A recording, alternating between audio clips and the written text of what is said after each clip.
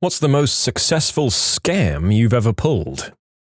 Back in the 80s, when Ireland started being on people's radar a bit more, because of U2 and Boomtown Rats maybe, there were very few Irish backpackers compared to now. I live in Australia. I'd score massive amounts of free booze in faux Irish pubs by pretending to be from the Emerald Isles. I was in the restroom of one, using the urinal, when a drunk guy came up next to me and asked if I was having a good day. For some reason, my subconscious decided to answer in an Irish accent. He was excited to meet an actual Irish person in a fake Irish pub where there were never any Irish, not even the staff, and he invited me back to his table to meet his friends. I didn't have to buy a round all night. I kind of forgot about it for a few months until I again found myself in another Bridey O'Reilly's, and a pretty girl pulled up next to me at the bar and said hello. One, "Hello, my darling," later, and I was drinking for free again. The act became perfected over time. You had to give the audience what they wanted. Many wanted a dangerous Irishman, maybe someone who had been peripherally involved in the Troubles. For those, I'd refuse to say if I was Protestant or Catholic and would be vague about my surname and employment. I'd also get evasive if asked about the scar above my eyebrow. For others, I'd admit to being Catholic and maybe tear up if asked about my hometown. One time a girl told me she'd been to Londonderry and I corrected her hotly, saying, "That's just frickin' Derry, thanks very much." I have no idea if that's actually a thing. So every few months I'd do this for years. After maybe a decade of it, I was sitting in a non-Irish pub with a new friend. Something about Ireland came up, and I started to tell the story where he calls bullcrap on me. I turned to the booth behind me, interrupted the girls talking there, and said, "Hello, darlings, are you having a good time tonight?" After they replied in the positive, I introduced myself as Dylan and my friend as Murphy. Did I know if he could do an Irish accent? Nope. We quickly moved to their booth and had our drinks bought for us for the next few hours. On the way home, my still shell-shocked friend and I wandered past a house party with door security, and I stopped and asked the guy if it was a private party. He says it is, but nobody can resist my fake Irish charms, so after a few minutes we're inside. The highlights of the next few hours: free drinks, kissing the birthday girl, forgetting which one of us is supposed to be Dylan and which one is Murphy, the live musical act composing a song about everyone's two new Irish friends, and me stealing a slab of beer, that's 2 dozen, at the end of the night. That was the last time I did it because I wanted to go out on a high. The only downside was the first few drinks I was offered were always Guinness, which I frickin' hate. But after a couple, I'd say that I'd like to try some local beers. In short, faked being Irish, scored hundreds, maybe thousands of dollars of free drinks, and entertained young people. Good God. Well, I sincerely hope that your accent is better than mine was. But then again, if you're in Australia, your chance of running into an actual Irish person to call you out on it is pretty low. I think a lot of your success falls on this being the 80s, when we weren't all jetting around the world quite so much, and there were fewer internationals in any given setting. I made a fake OkCupid profile of this insanely hot girl I went to high school with just to get a feel for my competition as a guy. Ended up getting more than 100 messages per day. I added an Amazon wishlist to the profile and told all the visitors to get me something if they wanted my attention. I got a $280 Coach watch and a $400 purse in the mail a few days later. Gave them to my mum and sister for Christmas that year. Apparently, guys get pretty thirsty. Amazon doesn't give out your address when people buy you things off your wishlist, by the way. This was a few years ago, before catfishing and Tinder became really popular, so I don't think it'll work anymore. I deleted the profile right after I got the stuff, and I wasn't struggling for money. I was just bored and tired of girls ignoring me on dating sites. I never really felt bad about it because I like lying to strangers and conning them out of free stuff. There was really no way for me to get caught. The fake profile didn't have my real name, address, or email anywhere on it. At the most, they could call Amazon and cancel the order, but the stuff that they knowingly ordered and sent to a stranger had already been delivered. I don't know if it's a scam since the people I sold to weren't getting ripped off, but I was definitely getting money that should have gone to other people. Back in the late 90s, the original PlayStation was the thing to have. All the best games were on it, and everyone in my high school was all about it. Too bad that for a high schooler, $49.99 was a lot of money. Fortunately, I'd been exposed to the internet recently, and being a super nerd, I was exposed to all sorts of early tech sites that talked about pirating stuff like it was discussing the weather. I learned about mod chips and how a simple chip with a couple of wires soldered to parts of the motherboard on a PlayStation would let me play copied games. Cool. Too bad I didn't know anyone with a CD burner. They'd just come out and computers were still $2.5 grand for what would now be considered a base model with equivalent specs. Inflated for the 20-year difference, of course. Getting into computing back then was a legit investment. I filed the info away, but I forgot to mention that my dad is a super nerd as well. A few weeks after I started learning about the black hat side of using computers, My dad came home with a shiny new 266 MHz gateway computer with all 4 GB of hard drive space and a gosh damn CD motherfrickin' burner. I immediately started hearing the ring of cash registers. Nobody in my entire high school knew what a mod chip was, much less a CD burner. I found a site on the internet that sold mod chips. It was in China, and it would take 3 weeks to get a shipment to me, but I could buy the chips for $7 each. I was working as a busboy at a crappy hotel restaurant at the time, and I only had a couple of $100 saved up. But I said, F it, and went all in. I brought $350 worth of chips, 50 of them, plus a couple of bucks for shipping. They came in a simple padded envelope with a bunch of chips with wires soldered to the chips themselves, but everything just tossed into a packet and mailed out. I'd never done any soldering, ever. My only experience was watching my dad solder a couple of things a few times. So I understood, soldering iron gets really hot, don't touch the metal with your fingers, and when you touch the wire with iron, it melts immediately and turns to liquid. Fortunately, the original PlayStations had no idea about mod chips. The soldering points had literally nothing around them for a 1/4 inch in all directions. So I could dump solder all over the board and still manage to not cross the connection between the point where I was putting the chip and any other points. Very, very good for someone that had no training and had to learn in a trial by fire. I tried on my personal PlayStation first. Installing the chip took about 3 hours because I had to stare at the picture for 20 minutes to make sure I was in the right spot every time. Putting the PlayStation back together took another hour because I was so nervous. It worked and my normal games could be played with no issues. I went to Blockbuster, rented a random PlayStation game, and made a copy of it with the burner on the new computer. The copied game worked perfectly. It was on. Every day I went to Blockbuster and rented another game. I was paranoid at the time and didn't want to rent more than a single game at a time, so I'd rent a game and copy it at home, then return it and get another. At the end, I had one of those 500 CD binders almost full of copied games. I went public in my school. I slid into the DMs of anyone who even mentioned games. I had a goddamn menu. $50, you bring me the PlayStation, with a serial that wasn't one of the redesigned ones that Sony released later to fight mod chips, with the soldering points super close to other points. I'd charge $300 for a PlayStation that I handpicked from FuncoLand's used stock, that had a chip installed already, and also 5 games. The deal there was that I had friends that worked at the store and would look for specific serial numbers for me. I'd buy every one, and they made a profit. Regardless of whether I was installing a chip for you or giving you one of my FuncoLand models, I charged $5 per game for anything you wanted from my catalog. I made money no matter what. I paid $7 a chip, so $50 installed was pure profit, plus $5 per game. At the time, blank CDs were 75 cents to $1 each, so me clicking 2 buttons and coming back 20 minutes later was easy money. Handpicked systems made me boatloads of money. I talked to FuncoLand people in my neighborhood, you know you're old if you recognize this name before GameStop bought them, and told them that I'd buy every system that had a specific model number, SCPH-1001, which was the super easy system to mod. I gave them a commission on each system I bought. Wasn't too much, but $20 on $100 profit was worth it for them to do the work for me and call me when they got one. Then the games as well. After I had a game, I charged people $5 per game, $3 per extra disc. So Final Fantasy VII was $11, Metal Gear Solid was $11, and so on. I ran this business all through high school. My greatest accomplishment was giving my chemistry teacher a mod chip, installed, and Metal Gear Solid. He gave me his PlayStation, I put the chip in, and I gave him a copy of Metal Gear. I didn't charge him anything, I just thought he was cool as heck for a teacher at the time, and I wanted to hook him up. The guy was awesome even before he hooked me up. I loved him as a teacher. But when it came time for grades, I pulled an A when I should have probably pulled a C or a D. I made a few thousand. Probably less than $5K, I wasn't really counting. As a teenager, it was spent as soon as I got it anyway. It was amazing money at the time, and I was loving it. I feel like everyone's school had a kid that ran this in the 2000s. I just never got the scoop on how much they were earning or the work involved. As an amateur techie, this has been really interesting. Thanks for writing in. So, this was totally a friend of mine, not me at all. They, managed to get a cut of the local Devil's Lettuce dealer's monthly profits by selling him small vials of special fertilizer that he, my friend, could get from a special connection. Every month he'd get about $200 just by giving him a sealed package with a few vials. One for each vase. It came with instructions. 3 drops per day. The dealer was ecstatic with how much faster the plants were growing and how much better the product was, and had no problem giving him a part of the profits. It was just apple cider vinegar. This went on for half a year before the guy went in. He never knew the truth. In short, my friend buys 10 small vials from eBay every month for $2 or $3, fills them with apple vinegar, and gets around $195 of pure profit every month.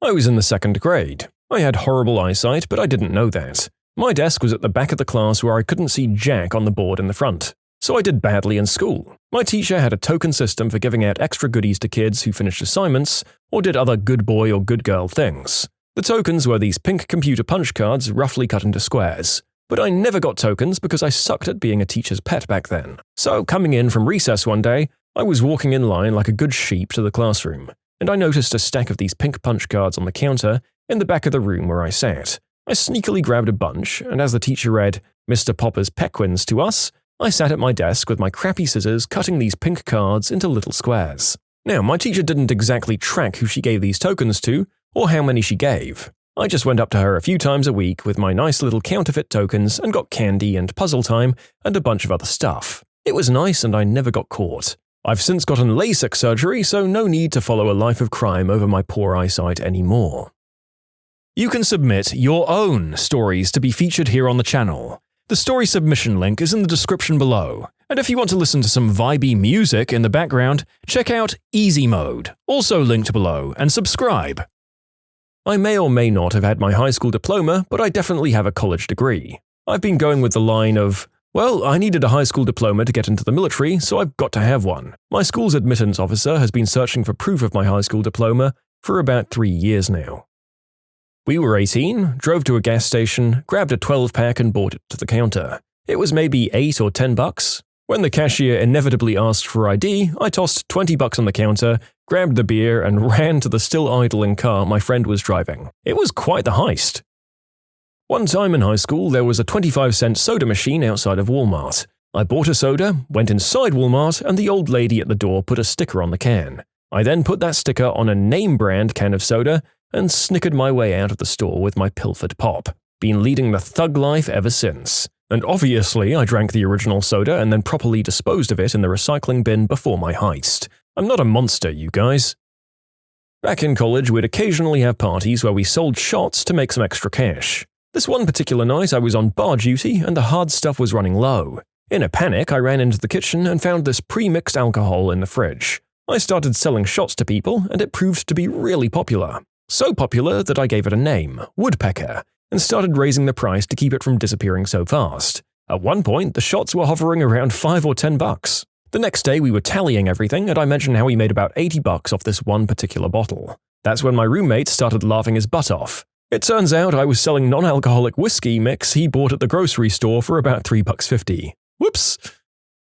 My friend managed to get a Target uniform and borrowed a Target name tag from his older brother. Then, during Black Friday, he came in and during the chaos of the night and morning, he walked off with a TV and Xbox. Just today, I walked into Target wearing a red polo shirt without thinking about it. I lost track of how many people were asking me where stuff was. In high school, I sold matchboxes full of chopped garden pest weeds as the other sort of product, Mary J. I had a steady stream of buyers, and technically, I wasn't lying. I also bought fake diet pills from the back of adult magazines in the early 80s. They looked exactly like Pink Hearts, Black Beauties, Yellow Crosses, and the Red Devils. Paid $20 for a bottle of 100, sold them for $1 to $2 per pill. I told the kids my family was mobbed up, and I was the man in senior year. The kids would pay with singles and quarters, so my pockets would jingle when I walked like a cowboy's spurs in a cartoon. Back in 2002, I pretended that I got hacked so somebody would give me a gab. I sold it for 200,000 Neopoints. Now, this is the point where I say something about recognizing this and feeling old, but the thing is, I've heard these words, but I don't know what on earth they mean. So I'm ancient and clueless. I feel equally stumped about the next scam. I will trim your armor for 100K. At a summer concert, a random drunk girl offered me $20 for my freshly refilled 1-liter water bottle. I quickly accepted and vanished into the crowd. I made fake coupons. Anything within a store with a UPC barcode I could generate a UPC barcode for. This was in college when 4 Locos were insanely popular. I made lots of BOGO free coupons that I sold for those. Anything and everything from cigarettes to bagel bites to Xbox 360s. The key was printing them with gloss paper to make them look and feel real, no matter how ridiculous the discount was. They all scanned and only high-priced items got turned down due to suspicious discounts. Like 50% off an Xbox 360 and controllers made people raise eyebrows. I even had a QCat, which is a barcode scanner at home, so I tested them with it. It got to be such a huge thing that it made the local news, and then I stopped. You can learn a lot of cool or illegal crap on the internet when you're bored during your summer break, surfing 4chan. I am a master at forgery. I have all the certificates to prove it.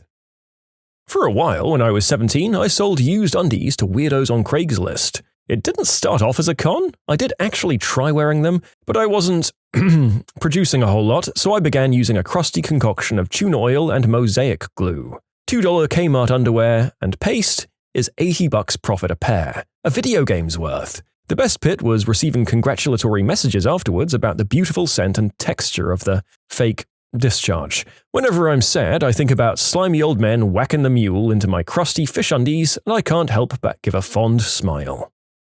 I watched my friend's dad steal a large, expensive generator from Home Depot. I put it on a flat cart and just walked out cradling a small dog with one arm and holding a cancelled credit card and an unrelated receipt in his teeth. He nodded at the guy at the door who checks receipts and just left. That was the day I knew what it was to be flabbergasted. I didn't have a stamp to mail a thank you letter, so I put the return address as the address I actually wanted to send it to, then walked down the street and put it in my mailbox. It probably wouldn't have worked if it wasn't a local address. I sold sandwiches at my adult sister's wedding for $1 each. I was 8. I don't know if this counts as a scam, but I got about $30 from a vending machine. I stuffed some paper towels up there in the morning so that it would catch people's change. They'd go to the cafeteria and be reimbursed, so I didn't feel like I was stealing from classmates, just the school. Lunchtime, I took out the paper, and it was like winning at a slot machine. I used to rack up Microsoft points by hosting 10th prestige lobbies that didn't exist. Ah, Modern Warfare 2, how I miss you. Well, I'm not a con artist because I haven't pulled any other scams than this. I know it's a pretty lame and crappy thing to do, but years ago I sold a World of Warcraft account for like $200, then reclaimed the account through Blizzard and kept the money. Then I did the exact same thing with the same account again a month later. To be honest, these stories are kinda making me angry. I'm too lawful good for this crap. I told my mum my Geopet died. I got a new Geopet. I had 2 alive Geopets. A guy tried to scam me out of $450 for a steering wheel I sold, so I scammed him, ending up with $450 from him anyway, and then sold it to someone else for $250. Also, a texting kid rear-ended my car. Really, all it really needed was a respray of the bumper cover. He was a pain in the butt the whole time, wanting to pay me under the table and only like $50. I own a body shop, so I just wrote up a ridiculous repair bill, including using OEM parts, new bumper beam, cover, expensive paint, tons of labor, new exhaust that he dented as well. I'm sorry, kid, but when you hit someone's car, picking how their car gets repaired is not up to you. Solving crimes with the FBI, often using my art forgery skills. When you're so good at being a criminal that the government hires you to stop other crimes. Welcome to the real-life alternative to the DC comic squad of criminals that we unfortunately can't say the name of on YouTube because it has a word for self-deletion in it. Did you work it out, folks? It all started on IMVU. Some of you might know about this site. It's a chat room for teens and adults. You get a little avatar. I had bad luck on the site. I was about 14 and decided to make a female avatar to trick guys into cybering with me, then make fun of them. Well, then I learned I kinda liked it. A few years went by and I was doing it on a different site. This time I'm a 16-year-old girl and I meet this man who wants to be financially dominated. I figure this is my lucky day and do so, making fun of his manhood, and he starts buying me crap on Amazon and shipping it to my house. Honestly, I don't know how I got away with it, because I gave him my real name, saying it was the girl's boyfriend. He wanted to webcam, but obviously I couldn't do that. I'd been photoshopping pictures of random girls to look like this person I was pretending to be, going so far as to put fake sticky notes with his name on them. Eventually we cut it off because I was asking for too much money. I retired the girl and started using a different one. Lo and behold, he messages the new girl. It was insane, and somehow I get him to believe that I'm the original girl's cousin, and we'd been having interfamilial relations. He started buying crap for a while, then we cut it off again. I don't do that anymore, and no, I won't be taking any more questions about it. Look, I'm no con artist, but there was this time many years back when I had no choice but to run a con. If I didn't run it, me and my friend would never have enjoyed as much Taco Bell as we did. I went to a small college in the far north. There was a guy who used to hang out at the edge of our group who talked constantly about loving substances, Hunter S, and stuff like that. There weren't really many dealers around to be had, but we'd take a few of the vitamin Cs we had in our dorm and occasionally sell them to Phil for a few bucks a pop claiming they were Vicodin, then go get Taco Bell. Our master caper one night was that we needed a lot of Chinese food. So we ground up all the baby laxative that my roommate had been given by his mother because his tummy was off and sold it to Phil as a blue version of white snow, as the chopped up pills were blue. That was some great Chinese food and it only ran us $40. Phil later reported that he'd been up for days taking all the stuff we gave him. I imagine he was up for at least some reasons. 10 out of 10 would sell Phil substances again. His immune system rocked and he was a regular. In 11th grade, I sold my classmate my PC version of Halo Combat Evolved. He asked me the next day about a registration key and asked if that was because he was using a Dell. I told him yes. I had the highest amount of points for my middle school for AR tests. The tests were hidden in the source HTML on each question. I won a trip to Pizza Hut in a limo at the end of the year, but I was the only one that got enough points to go, so it was a little disappointing. What's one rule that your school/workplace has implemented that absolutely backfired? My high school banned girls from wearing any shirt that exposed their bra straps, because seeing a bra strap would give high school boys evil thoughts. Most of the girls in the school responded by wearing the same shirts they'd always worn, without bras. As a teenage boy, it was a happy couple of weeks. The school tried to then mandate that all female students wear bras, until a male teacher asked a 15-year-old if she was wearing appropriate undergarments or not. She called him a pervert. Her parents, who thought the whole dress code thing was as stupid as most of the students, threatened to sexual assault harassment against the school. Everybody in charge panicked and it all went back to the way it was before they tried to change anything. Would give high school boys evil thoughts? I wish school administrators would give up this stupid reasoning already. They can easily just cite professionalism as their reason to force kids to dress a certain standard and not be in the wrong. Like if boys want to walk around with their pants sagging and their underwear hanging out, tell them to fix their clothing because they look like slobs. No good reason to treat the girls any differently. During our general meeting last week, the owner of the company went on a bit of a rant about negative reviews of management on a popular jobs website with a green logo. He demanded that we stop posting negative reviews immediately and shamed anyone in the room who had done so. As you can guess, people doubled down and posted their grievances on the same day as the meeting. The green logo company doesn't take too kindly to that sort of behavior. Seriously, they will terminate service if management is caught doing that. Report it. At my old company, different coworkers eventually fessed up to which reviews were theirs. Almost all the negative reviews were true, and the company now hardly exists anymore. Go figure. Because of rumors of a drug problem in the school, the administration decided to drug test students. The media jumped all over that, violation of our civil rights or something. The initial statement was that anyone who failed the test would be kicked out of school. After the 40th or so kid failed, they changed the policy to mandatory meetings with the counselor. After the 100th kid failed, they hired another counselor. Our school just brought in drug-sniffing dogs that would randomly come into classroom. The thing was, the sheriff's department would always be parked in front of the school before the first bell with clearly marked canine cars. So anybody who had drugs would see the cars and just skip school that day. Absences increased massively. If you signed up for any extracurricular activity, including sports, clubs, band, etc., you were also signing yourself up for the possibility to be randomly tested. I got tested once, and it was right after I got foot surgery. So of course I tested positive for painkillers. The school nurse even had them locked up in her office if I needed them. The school admins threw a huge deal about it to my mom, and needless to say, she was not very impressed. My old boss tried implementing an incentive scheme for the underperformers, while anyone who consistently did well received nothing. 3 of us quit within a month. I worked somewhere that had an incentive program for top-earning departments. They announced in advance that they were discontinuing it. Everyone, while not thrilled, was okay with it because it was only a small sect of employees who were eligible, and they kind of knew it was bull because no one else in the organization was eligible. Come to the month it was supposed to go away, they accidentally issued every employee another bonus. They weren't giant bonuses, 300 to 500. They immediately announced they were going to pull them back over the course of the next 3 paychecks, taking 30, 30, and 40% of the bonuses back each check. Our entire department quit. Just walked. What's funny is that in a similar result to your situation, the departments across the company who were underperforming, they didn't get the bonus, so none of them quit. They lost their best performers over what equated to about a $2,000 per location bonus. My high school did something like this. They hand out these tickets to teachers to give to students to incentivize them to behave better. Well, most teachers gave them out to students who normally behave badly if they were having an uncharacteristically good day. Meanwhile, students who always behaved well got nothing. It didn't really backfire for them because the well-behaved students didn't care enough to rock the boat. I did get a couple because I had one teacher who would wait until the end of the year and give them out to the students with the best grade in his class. Trouble was, by then the candy bars were gone and there weren't t-shirts left in my size. All that was left was office supplies, Mardi Gras beads, and t-shirts either too large or too small. We used to be allowed to stream music and such on our computers. Spotify was an approved program and would come installed on your computer. Someone complained about productivity despite us always doing our work, and so they banned streaming of any kind on our computers. But now everyone just listens on their phone, so you walk around the office and nearly everyone has their phone out now, so it looks even worse when sponsors come into the office.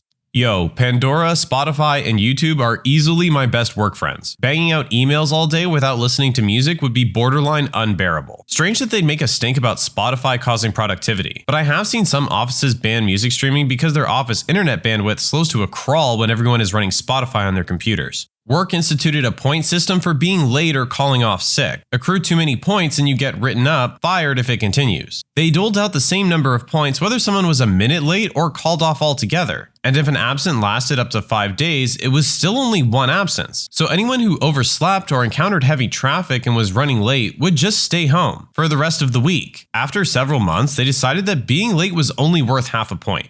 I used to manage a casino that had the exact same type of thing. The way it was abused is if someone was running late, they would call to say they were en route and could you please not give them a demerit. If you refused and said that they would get one, they'd just say, okay, I'm canceling my shift then. Same demerit, so why not take a Friday night off? Upper management never figured out how the system was stupid and refused to remove it, so we just stopped handing them out. Side note, it is better to reward good behavior with incentives rather than punishments for bad. 1 month, no late, no cancel, free meal. 2 months, half a day off with pay. Compare this to lost time for lates and no-shows, and so on.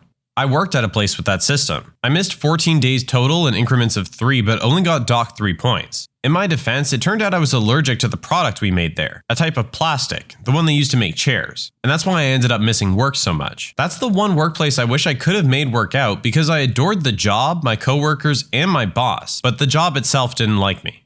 Back when I worked at Disneyland, they had a system like this, and I believe most, if not all, departments followed it. If you called in sick, you received 3 points. You could call in sick for up to 4 consecutive shifts on the same 3 points. On the 5th shift, you were put out on a leave of absence and required a note to return. If you were late, you received 1.5 points. Depending on your status or seniority, you were written up based on the number of points you accrued in a selected amount of time. For example, 9 points in 3 months, 12 points in 6 months, 24 points in a year, etc. The points would fall off 1 year from the date you initially received them. Here's the kicker. They also have a call-in option called dependent. A dependent call was 0 points for up to 3 consecutive shifts. When that was first instituted, it was meant for people who have dependents that they need to care for at home, namely children or elderly parents. At the time, you had to qualify for it by having these dependents listed on your tax forms with HR. If you didn't, you got 3 points. Later, Disneyland was forced to open the option to all cast members, but revised the policy to limit all dependent calls to single shifts, no more consecutive shifts, and cap them at 4 a year. They were use them or lose them, and they'd reset on January 1st. Furthermore, the CM would have to say who they were caring for, kid or mom. Do you know how often people called in dependent on January 1st? Most of the time when they left their voicemail, we could still hear the party going on in the background. It wasn't unusual to have massive staffing issues on January 1st because people who were not scheduled to work didn't want to come in because they had already received the day off or wouldn't answer the phone. And these kids were calling in to care for their grandmothers. Seriously. I don't know if Disneyland still uses that point system, but in theory, you could miss about 25% of the year if you watched your points carefully, balanced your sick and dependent calls, and were never late when you did show up.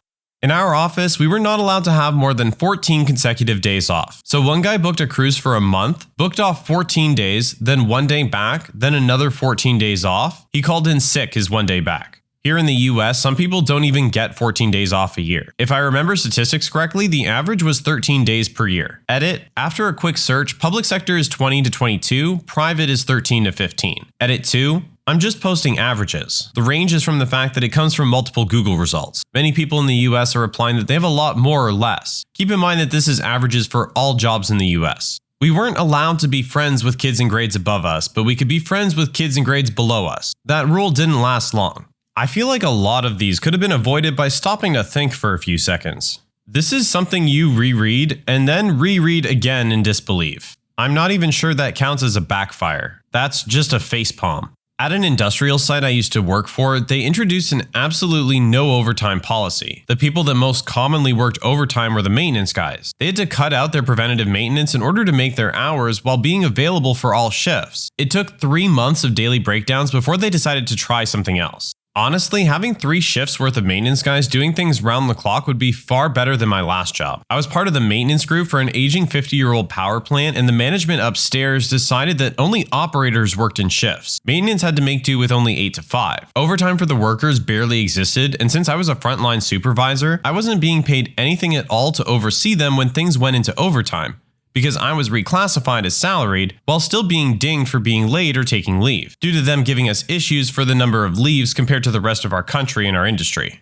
The place I worked at did something similar. We worked a 40-hour work week, 5 days at 8 hours each. Here in Australia, after 38 hours you get paid overtime, so each week we got an option, either 2 hours overtime pay each week, or we could take off 2 hours early one day. Usually Friday it was often half and half with who did what, so there would still be a few mechanics to do any work. Management made a change where there was no overtime to be taken at all unless we got written approval by the GM. So we all started taking off at 1:30 on Friday, leaving the workshop deserted. So they started making us do a 7-hour and 36-minute workday 5 days a week. As a screw you, we would just not finish up and sign off any of the equipment after 1:30 on Friday. It was still going that way when I left. The mess that place turned into is why I never finished my apprenticeship.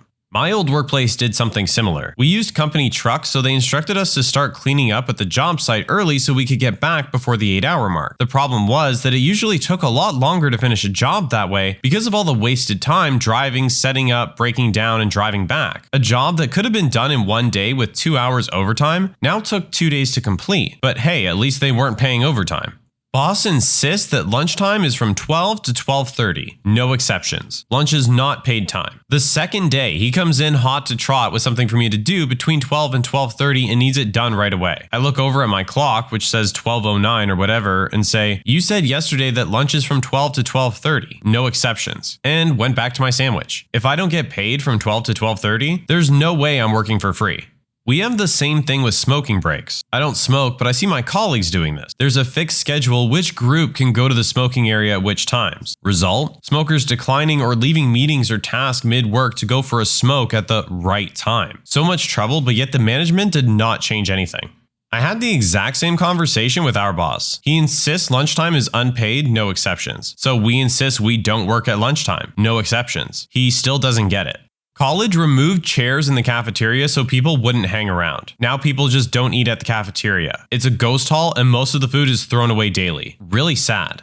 They did this at my school and a whole bunch of people just sat on the floor. Frankly, the floor was pretty disgusting, but it got them to put the tables and chairs back pretty quick. You'd think for the exorbitant college prices, you'd be allowed to hang out anywhere you want. Any support call lasting longer than 25 minutes must be reported to higher-ups for review, i.e. if you have too many, no matter if it's your fault or not, you get a disciplinary review. I implemented the rule of politely hanging up on a customer as close to 25 minutes as I can and call them right back. "I'm sorry, I'm experiencing a small issue with my phone. Is it okay if I call you right back?" Gotcha. Outgoing calls are not reported or recorded. It's amazing. Bosses are idiots sometimes. Man, ever since we instituted that rule about not having calls go over 25 minutes, our employees have gotten really good at keeping their calls to exactly 24 minutes. It's amazing. Any software related to the job, whether written inside or outside company time, belongs to the company, me. So if I write and release malware at home, it's the company's problem? The clause was immediately removed. That's hilarious. The company I work for now has the same provision, with the exception you can get written approval from the admin for that piece of software to be your own. All printers were defaulted to print two-sided and you were unable to disable that feature. The thought process being that this would 1. Reduce paper waste by literally cutting consumption in half, and 2. Prevent people from printing out personal crap on work printers. This was decided by a committee of people, primarily from HR, who were tasked by the CEO to find ways to reduce costs and improve our corporate culture. To improve our work culture, we basically decided that we'd be annoying about work printers and then we'd all sing together and have a Coke. What ended up happening instead was that corporate corporate finance had a fit because you can't or shouldn't print financials double-sided, and the IRS doesn't take too kindly to getting filings delivered to them in that fashion. Reverse the policy? Nope.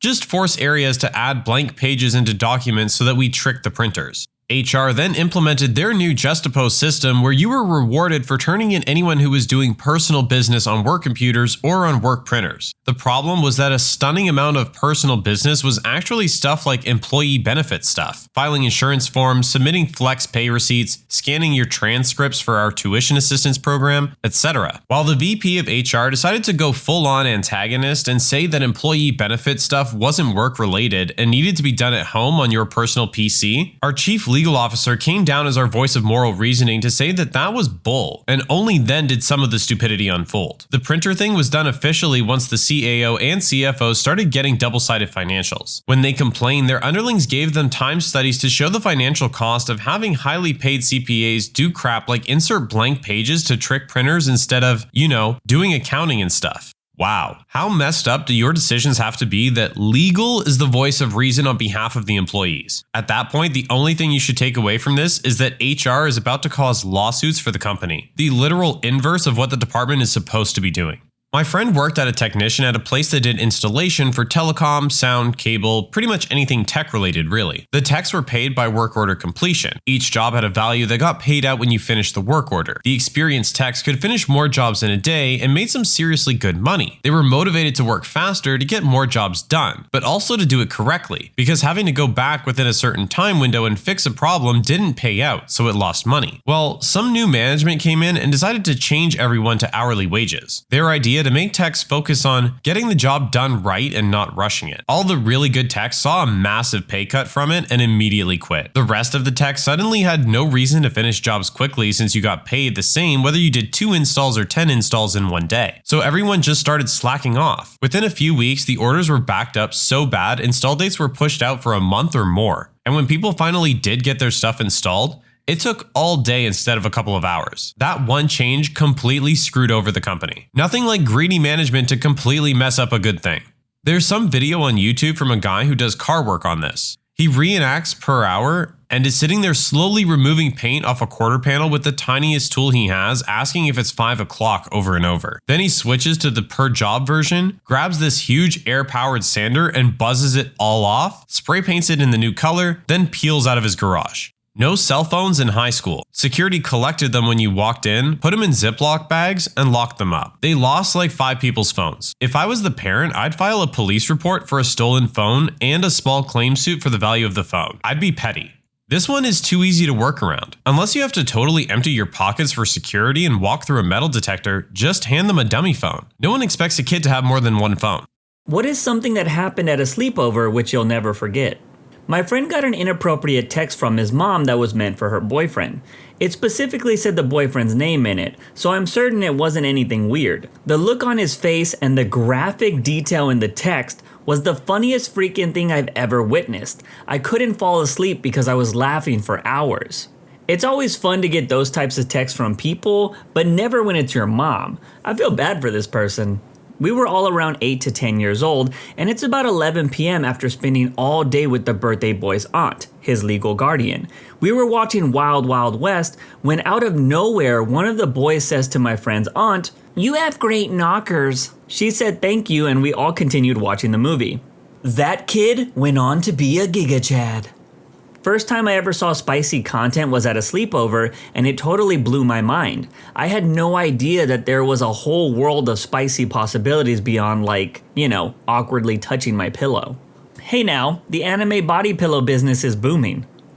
This may have happened to a friend of mine. I was the first one in the group to get a computer in our bedrooms. I became, an expert in surfing the internet. Well, one night, Chris came over and I showed him LimeWire. To this day, he swears he went to bed, but when I went to sleep, he was watching, and when I woke up, he was watching. With his bloodshot eyes, he left my house, not as a boy, but as a man. A man who probably spanked the monkey on my computer chair. Gross.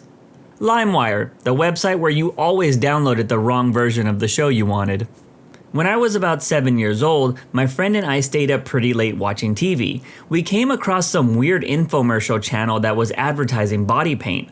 All of a sudden, unclothed women pop up on the screen and these men started rubbing green paint all over their bodies. It then cut to an unclothed man that was wrapped in a plastic blanket that had the air sucked out of it. The women threw themselves on top of him and started rubbing their bodies on him. I got so paranoid that my friend's mom would walk in from the next room, but my friend was so intrigued by whatever the hell was that, and she dismissed all my pleas. I still have no idea what the heck we were watching. You were watching Real Hooking Up on HBO. That was the episode about people that like latex. Dude, watching something on late night HBO was my first experience too. I just remember it being a hot Asian woman and I was like, wow! I was around 7 years old. I had a rich friend named Kevin who could afford all sorts of cool toys because his dad imported and exported them, along with a bunch of other goods. During one sleepover, he brought over one of these remote control fart boxes. Instead of playing with it, we hatched a master plan to sneak it under my parents' bed and unleash its power when they were going to bed. We waited for hours. Finally, when the clock struck midnight, we let it loose. God damn it, Alan, my mother said. But it wasn't over. We didn't spam it. We waited for them to settle and let it go again and again. Finally, we couldn't take it anymore. My parents had us cracking up, and my dad, as boisterous with his cologne as he is, realized it wasn't his butt. I used to be best friends with a popular girl at school, and our group of friends had sleepovers all the time.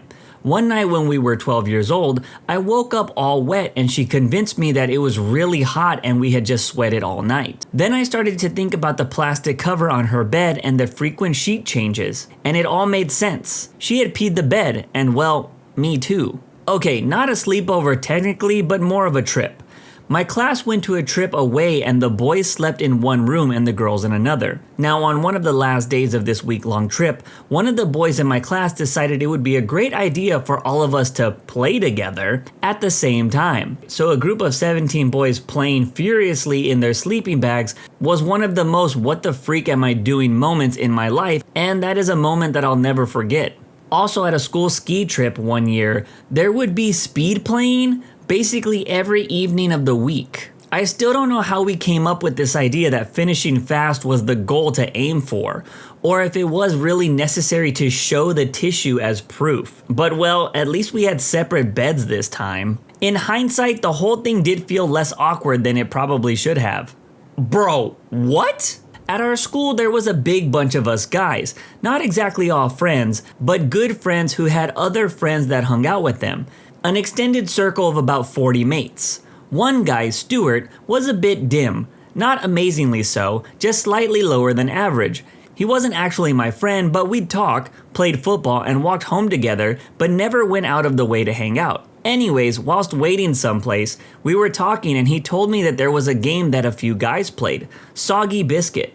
The aim was to put a soggy biscuit on a post. After someone calls the start, they'd get their members out, and well, you know, the last one to finish had to eat the soggy biscuit. He then asked if I wanted to go and do it. I said no. Many years later, I'm in a pub and there is Stu, when we start talking and having a few drinks. After a few pints, I asked him if he had any soggy biscuits lately and we had a laugh. He thanked me for not telling others about it and not dropping him as a mate.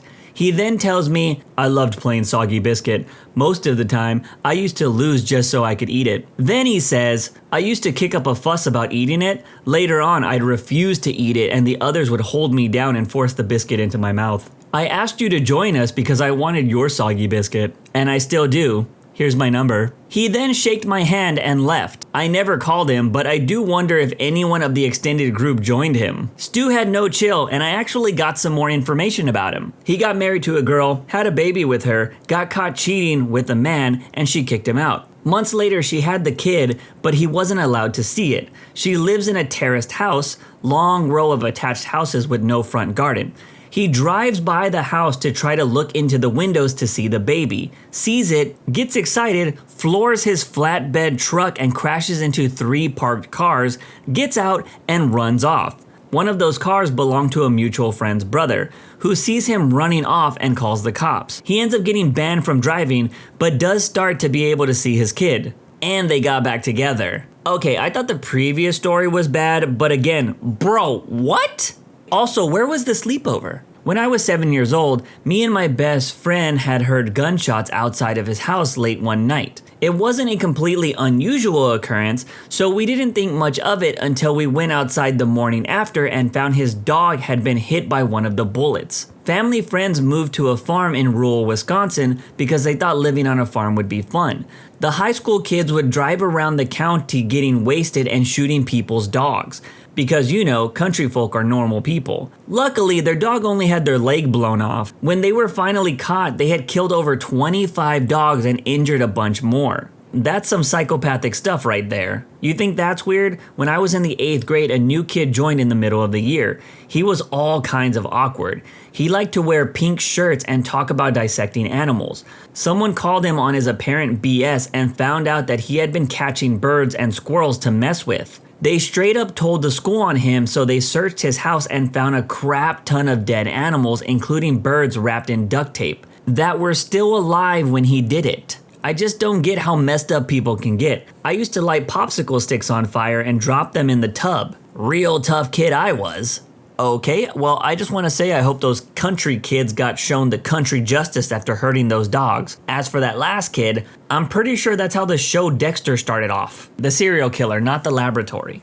When I was a kid, my mom had a friend who would always bring her son over to hang out. Anyways, they arranged a sleepover for us that he was especially stoked about. So when it's lights out, he almost immediately starts crying. He kept saying my mom wanted a girl over and over. I'm still not sure what the hell happened.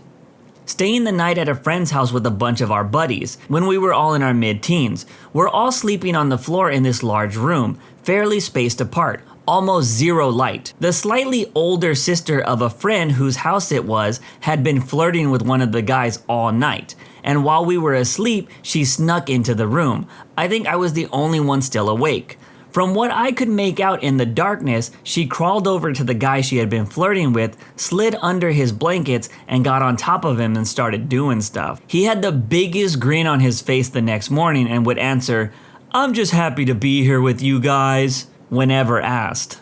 I was in preschool and was sleeping at a friend's house down the street with my sister. In the middle of the night, I woke up to screaming and glass shattering, so I got out of bed and followed the noise into the lounge room. His parents were screaming at each other, and when they saw me, the mother came running over and pushed me into the bedroom and shut the door. Not something I'll forget anytime soon. A friend's mom and her fella started doing the deed when they thought everyone was asleep. I wasn't. His mom thought she was being quiet. She wasn't, and being a 14-year-old boy, I could not help but, do the needful thing. Dude, I was over at my friend's for a sleepover one time when I was like 11, and his parents just started going at it in the bedroom next door. It's like 7 p.m., and they have like 6 kids, and they're all awake. My friend just looks at me and casually says, "Mom, please," and then goes back to playing video games. I actually had a similar moment when I had to apartment sit for my brother one time, and his neighbor was definitely having a good night from what I could hear. She sounded kinda hot too. When I was younger, I spent the night at a friend's house for her birthday. All the other girls were asleep, but I couldn't sleep. I was bored, so I went to the bathroom and started playing with her mom's makeup and hair care products. What's the worst that could happen, right? Well, I got a chunk of my coarse, curly hair stuck in a hairbrush. I could not for the life of me get it out. I was too afraid to go rummaging around in the kitchen for scissors because I didn't want to wake up the other girls. So I tried pulling really hard and ripped out my hair. A full chunk of hair about 3 inches wide. I pulled it all out, crying silently the whole time, and then spent the rest of the night picking my hair out of the hairbrush with blood rolling down my forehead. It was traumatic. My conclusion? Sleepovers are dangerous. Once I had a friend over and he puked what looked like a gallon of mashed potatoes in my bed and blamed it on my 15-pound dog who was locked up in his kennel. Stupid Brad. I was about 8 or 9 years old at my mate's house watching The Exorcist. My mate's dad thought it would be funny to go outside and lift the window shutter and scream through the window. It was freaking terrifying. I wet the bed at a friend's house one time. The next morning, I told him that I grabbed some lemonade from the fridge in the middle of the night and spilled the whole cup. I was like 8, and they didn't have lemonade. Another kid and I got into the same sleeping bag and touched our things together because we thought it would mean that we lost our virginities. The other boys sat in a circle around us, egging us on. It was actually a lot like the last scene of Requiem for a Dream. Damn, I forgot about that movie. And that last scene was pretty crazy. New Year's Eve 99 to 2000. I was about 12. I woke up with a sleeping bag full of pee and my hand in a bowl of water. Until the end of the year, they made fun of me for not being Y2K compliant. I had a big birthday party sleepover when I was 11 or 12 and invited a bunch of my friends to spend the night. My mom made me invite the kid from down the road who was in my grade and never really got noticed. He was really small and took a lot of medicine. Anyways, he wet the bed that night and was humiliated by everyone there, including me. I saw him on the bus the following week and felt bad about what happened, and we hung out most weekends until the end of high school. He told me that he had a liver transplant in kindergarten and was facing some serious health threats in the future. And last summer his liver failed and he passed away in hospice care at the age of 25. We lost touch after high school, which is what happened with most of my old friends. He messaged me on Facebook this time last year, wanting to catch up. We chatted for a bit and I told him that I would visit him the next time I was in town. He didn't say anything about his failing health, and I wish he had. I would have made a special trip back home to see him. It's been a year and I've been thinking about him more than usual lately. I miss him a lot. Man, that was a tough read. I always look back on those awkward friends or classmates that I had in high school and wondered if they had any medical or mental health issues. Not something you think about when you're young. Not particularly eventful or spicy, but when I was in middle school, my friend had a birthday sleepover with about 8 or 10 girls. Around 10 p.m., we decided to all sneak out and go TP some boy's house. We go and TP the house. Then we realize we are lost, and we don't know how to get back to her house. So we find the closest main road and just start walking down it. About 8 to 10 middle school girls in their PJs. So naturally, a police officer stopped us and asked what we were doing up so late. Must have been a really awesome cop because we make up some stupid story about looking for a lost cat. We all pile into the car and he takes us back to her house, where we ask him to turn off the lights and let us walk up. This is a true story, but you probably won't believe it is. I was staying the night at a friend's house when I was 8 years old. My foster brother was there too. My friend asks if we want to see a cool trick. We say yes. He lays down on the floor, pulls his pants down and lifts his feet up to his face. He's wearing tighty whities, but what happens next is so crystal clear in my memory. He farts and a small black spot about the size of a dime begins to darken by his butt. Then it gets darker and a hole appears before my eyes. He burnt a hole through his underwear with his fart. See, I told you wouldn't believe me. I didn't believe it either. We told him to do it again, and he did. This time I watched very closely, and after a minute of him getting a fart ready, he lets loose the same quiet fart with the short and the fresh pair of briefs began to darken. My foster brother and I are standing by, watching this feat with scientific scrutiny. The dime-sized spot goes darker and darker, but it doesn't look wet. There's no flame, though it looked like I was watching something burn in the sun. You know how sunlight makes flames nearly invisible? That's how this fart looked by the light of the bedroom lamp. So then the hole forms and all of this takes place in just 4 or 5 seconds. There is a little smoke, though I may have imagined it. The smell is like a fart plus hot rubber. My foster brother and I deliberated and requested a third demonstration. He says he shouldn't because his mom gets mad when he burns holes in his underwear. It's not aliens or ghosts or Bigfoot. It's a young boy with the ability to burn a hole through his cotton underwear with his flatulence. And I swear to God that it's true. Another odd thing was that his brother came in an hour earlier and offered us toothpaste. When we declined, he shrugged and ate a third of the tube in one squeeze. I'm sure I already said this a bunch this video, but bro, what? This one time my high school friend jumped from a 3rd floor and fell into a coma. We were having a guys' night, getting wasted, everything was normal. My friend and his cousin decided to light up some herb. My phone rang and it was my friend's mom. She wanted to talk to him since his phone was out of battery. He was sitting on the couch and I was heading towards him with my phone in my hand. When he saw me heading for him, he freaked the freak out like he saw some kind of demon or monster or something and ran to the balcony and just jumped. He hit his head on a tree going down and fell into a coma and was out for 2 years and a bit. He ended up waking up one day like everything was normal, but he ended up dying a few hours later due to organ failure. His parents blame me since they believe I was the one that handed him the stuff and all that, and that I was the one to blame for inducing the fear that made him jump. My conscience is clear, but what I had to go through to not be seen as responsible, police, family, his and mine, friends and colleagues, was hell. Damn, that's a crazy story, but am I the only person who had a childhood that didn't involve getting wasted? My best friend was a very tomboyish girl, and one time when I was younger, I was sleeping over at her house. This time, 2 of her attractive female cousins happened to be there for the evening as well. I forgot how it came up, but they started talking about how they had never seen a peepee, and were asking me to show them. Now, I was a very shy kid and raised by very conservative parents, so this took a little persuading. But after an hour of them asking, we went into her bathroom, shut the door, and I whipped it out. Man, this is definitely one of those Dear Penthouse stories. When we were about 15, my buddy stole some drinks from his parents and invited me over to drink it with him. When I got there, I had to take a crap, and was only gone about 5 minutes, and when I came back, he had drank almost everything. I called him a butthole and drank what was left, which actually got me a little buzz. We decided to watch a movie and I noticed he wasn't looking good. He then puked all over the floor. His mom was downstairs and I didn't want to get caught, so I started cleaning it up. But then he just kept puking, like 3 more piles. I got him to the bathroom and he looked at me and said, "Guess what?"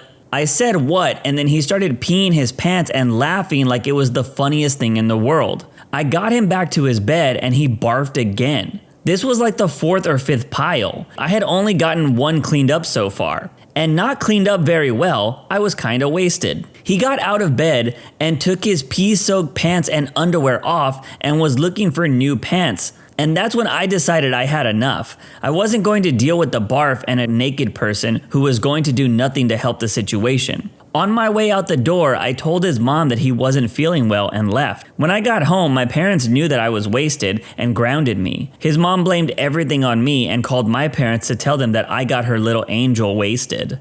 Any parents that unironically refer to their kid as a little angel is usually a bad parent from my experience. Slept at a friend's house. Friend had a cat. Woke up with the cat sleeping on my face. I panic. Cat panics because I'm panicking. Cat claws my face. I have hated cats ever since. Screw head sleeping cats. I went to visit my aunt in Cali one year, and well, I crashed out on the futon. Come to find out, said futon was normally the cat's bed. At first, I flattened it out to a normal bed, but I kept waking up with this gigantic fat cat sleeping on me, or snuggled up so close I couldn't help but wake up. So I think, screw this time I just leave it on the couch. Had the weirdest dream I couldn't breathe and woke up in a panic to a 19-pound cat sleeping on my damn head. Well, this is just another reason for me not to like cats. Guys who married Bridezillas, what happened after the wedding?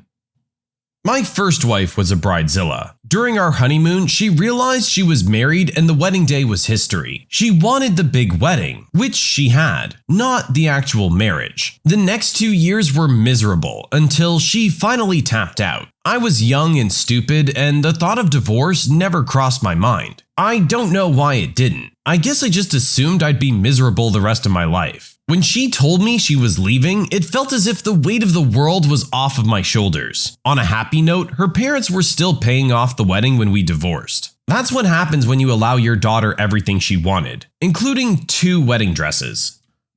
I have a feeling this is how a lot of these stories are gonna go. They wanted the big wedding, and then once it's over, they realize they don't really care so much anymore. One of my coworkers married a Bridezilla. I'll try to just hit the bullet points of what happened leading up to, during, and after the wedding, but it's still a lot. The moment he proposed, she lost any interest in any woohoo. According to him, she also basically stopped acting like the woman he fell in love with and started acting like her real self. which was completely crazy. A week after he proposed, she quit her job because her full-time job was now planning the wedding. The wedding was horrible, but I'm getting there. She had a fight with his mother because the bride demanded the groom's mom pay for half the wedding, but get zero input, and wasn't allowed to contribute to the guest list, which was 95% the bride's friends and family. The bride, who was 30 years old, subsequently egged her future mother-in-law's house. When the bride and groom had a fight about the egging, he went to work the next day and she shaved her head and sent him a video of her screaming and sobbing as she buzzed her hair off in the bathroom. I worked with him. He showed me the video when he said he had to leave. I strongly urged him to have her assessed by a psychiatrist. Jump to the wedding. It was in a pool clubhouse in the summer. It was way too small for the 150 plus people they invited. Someone forgot to turn the AC on until after the place was packed. A lifeguard showed up in a swimsuit to turn it on, but it did little given it was already sweltering. 2 rows of chairs in the clubhouse were ribboned off with reserved signs on them, so no one sat in them. They were later occupied by the 6 seated bridesmaids, leaving about a dozen open chairs once the wedding started. The one groomsman stood by the groom and didn't sit. Elderly people were left standing or reduced to sitting on the floor, as there was no way to get to the chairs once the ceremony started. The bride showed up 90 minutes late, having been unhappy with her hair, which I assume was a wig, and makeup, so she took it all off and did it herself. So all the guests are standing there for an hour and a half waiting for her. The groom was literally standing at the altar sweating his butt off in a wool suit in the South's high summer, and was clearly not sure if she would show up. He looked like he felt sick. When the bride showed up, she burst into the clubhouse, marched down the aisle, and snapped at the officiant to hurry up and get started. During the prayer, while the religious groom had his head bowed, she turned to wave at everyone. I don't pray, so I was looking up. Then she told her mother to go get her some water. She drank a bottle of water during the prayer and kept grinning and waving at people in attendance, paying zero mind to her groom in front of her. When the ceremony was over, tables were crammed into the clubhouse and apparently only family and immediate friends of the bride had seats at tables. The rest of us were going to be standing outside during the reception, so I didn't see a dance, a speech, the cake cut, nothing. The food was served outside in the southern US July heat, with bugs everywhere. The bride made the groom go get her food over and over. He meekly stood in line with the other 150 people, until people insisted he go sit and let them get the food. Nope, she told him to get the food, so he said he had to be the one to get her food. She never left her table, never greeted any of her guests. Apparently, they had a massive fight as they were leaving the following day for the honeymoon. The bride laying all the failures of the wedding she planned at him and his mom's feet. She threw his luggage out of the car and tried to drive to the airport by herself. But he had their tickets and jumped on the hood to stop her from driving off in his car. He got fired about a month after the wedding because he kept showing up late, leaving early, and leaving in the middle of the day, usually because she called him with some crisis. 1 year after the wedding, I got a thank you note for my wedding gift, which was signed by just the bride with a note that said, "As you may have heard, Ryan and I have had a bumpy start in our first year as a married couple, and we're separated now. Thanks for the lovely gift." They divorced a couple months later. You know, I know what I was getting into with this thread, but I can't help but just feel bad for all these guys. I married a groomzilla, bent over backwards to make the wedding as magical as he wanted. I would have been happy in someone's backyard with a potluck. He admitted in couples counseling 7 years later that he never really wanted to marry me, so much as he just wanted a huge show and party. Everyone liked and approved of me, so he wanted them all to see he was making a good choice and be envious. He wanted them to be proud of him. We used up most of the money I got from a car accident settlement. Could have put a down payment on a small house. He asked for a divorce in 2020. They had an expensive $75,000 wedding. After they split up, it turned out the bride never turned in the paperwork to make their marriage legal. The groom didn't even know he wasn't married until he wanted to file for divorce. The bride never returned the gifts either, even though they never really got married. She just lied to everyone about it. I don't know how many people know she never got married. This sounds like it would be illegal in some way, no? My brother married a Bridezilla. She yelled at my mother on the day of for asking her where she wanted certain decorations at the reception site. There wasn't a written plan, so my mom had nothing to go off of. Never thanked my parents for financially contributing to the wedding. Accused a bridesmaid of trying to upstage her by getting a spray tan before the wedding. My brother wanted me to be in the wedding party, but she told him to his face that I was too pretty to be in the wedding party and all of her bridesmaids had to be less attractive than her. She stole my sister-in-law's jacket in the middle of the reception. Literally took it right off her back, because one of the bridesmaids was cold. It was a night reception in the spring. The girl should have brought a jacket. The list goes on. Well, they got divorced about a year later because apparently her demanding attitude carried over into the marriage. Needless to say, the rest of my family had a little party when we heard about the divorce. She sounds like a piece of work, but is there literally any compliment more objectively true than being told you're too attractive for the wedding party by a vapid narcissist?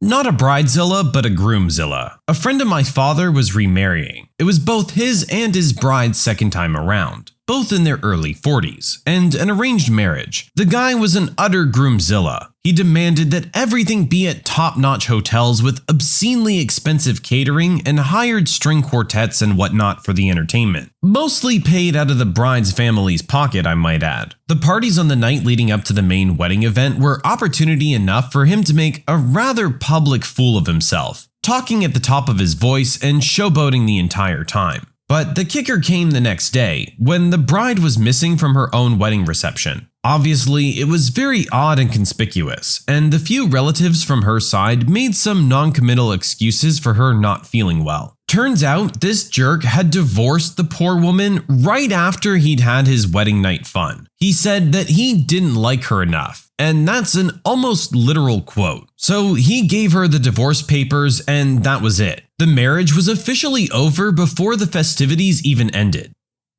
That's gotta be close to a record turnaround time, right? But seriously, that guy is a massive jerk. My cousin was married to one. He comes from a very not wealthy area and has become successful himself after moving out of his hometown. His wife was extremely wealthy, even could say excessively. They married after a year of knowing each other, and boy was it a surprise to hear about the wedding plans. They spent over $250,000 on the wedding, including catering by 5 to 7 different restaurants. Their food was from different cultures and cooked in front of you. Think almost hibachi buffet style. They even had servers in tailed suits and white gloves serving Taco Bell after midnight once everyone was drunk. Once they got married, she was spending more money than he could make. She was getting mad because he wasn't making enough, while she wasn't working and they hadn't had any kids. They got divorced, and she gave him the ultimatum of getting his ring back or keeping the dog. He kept the dog. Her sister, a lawyer, helped her file a restraining order on him, and they haven't spoken since. Screw her, but man did he dodge a bullet. $250,000 is an insane amount of money for a wedding. Our guy made the right decision keeping the dog, though. I married a groomzilla. We're talking costume changes between wedding and reception, yelling at the wedding planner, dragged out fights about whether we can add fruit kebabs so people would get enough to eat, everything. There was zero compromise. He made a lot of promises for things I had been wanting after the wedding, and they never materialized, like a beach vacation and such. Turns out, no compromise at the wedding meant no compromise anywhere else, so I left him after 4 years of marriage. Best decision ever. No compromise at the wedding meant no compromise anywhere else is probably about the best way you could sum up this entire thread.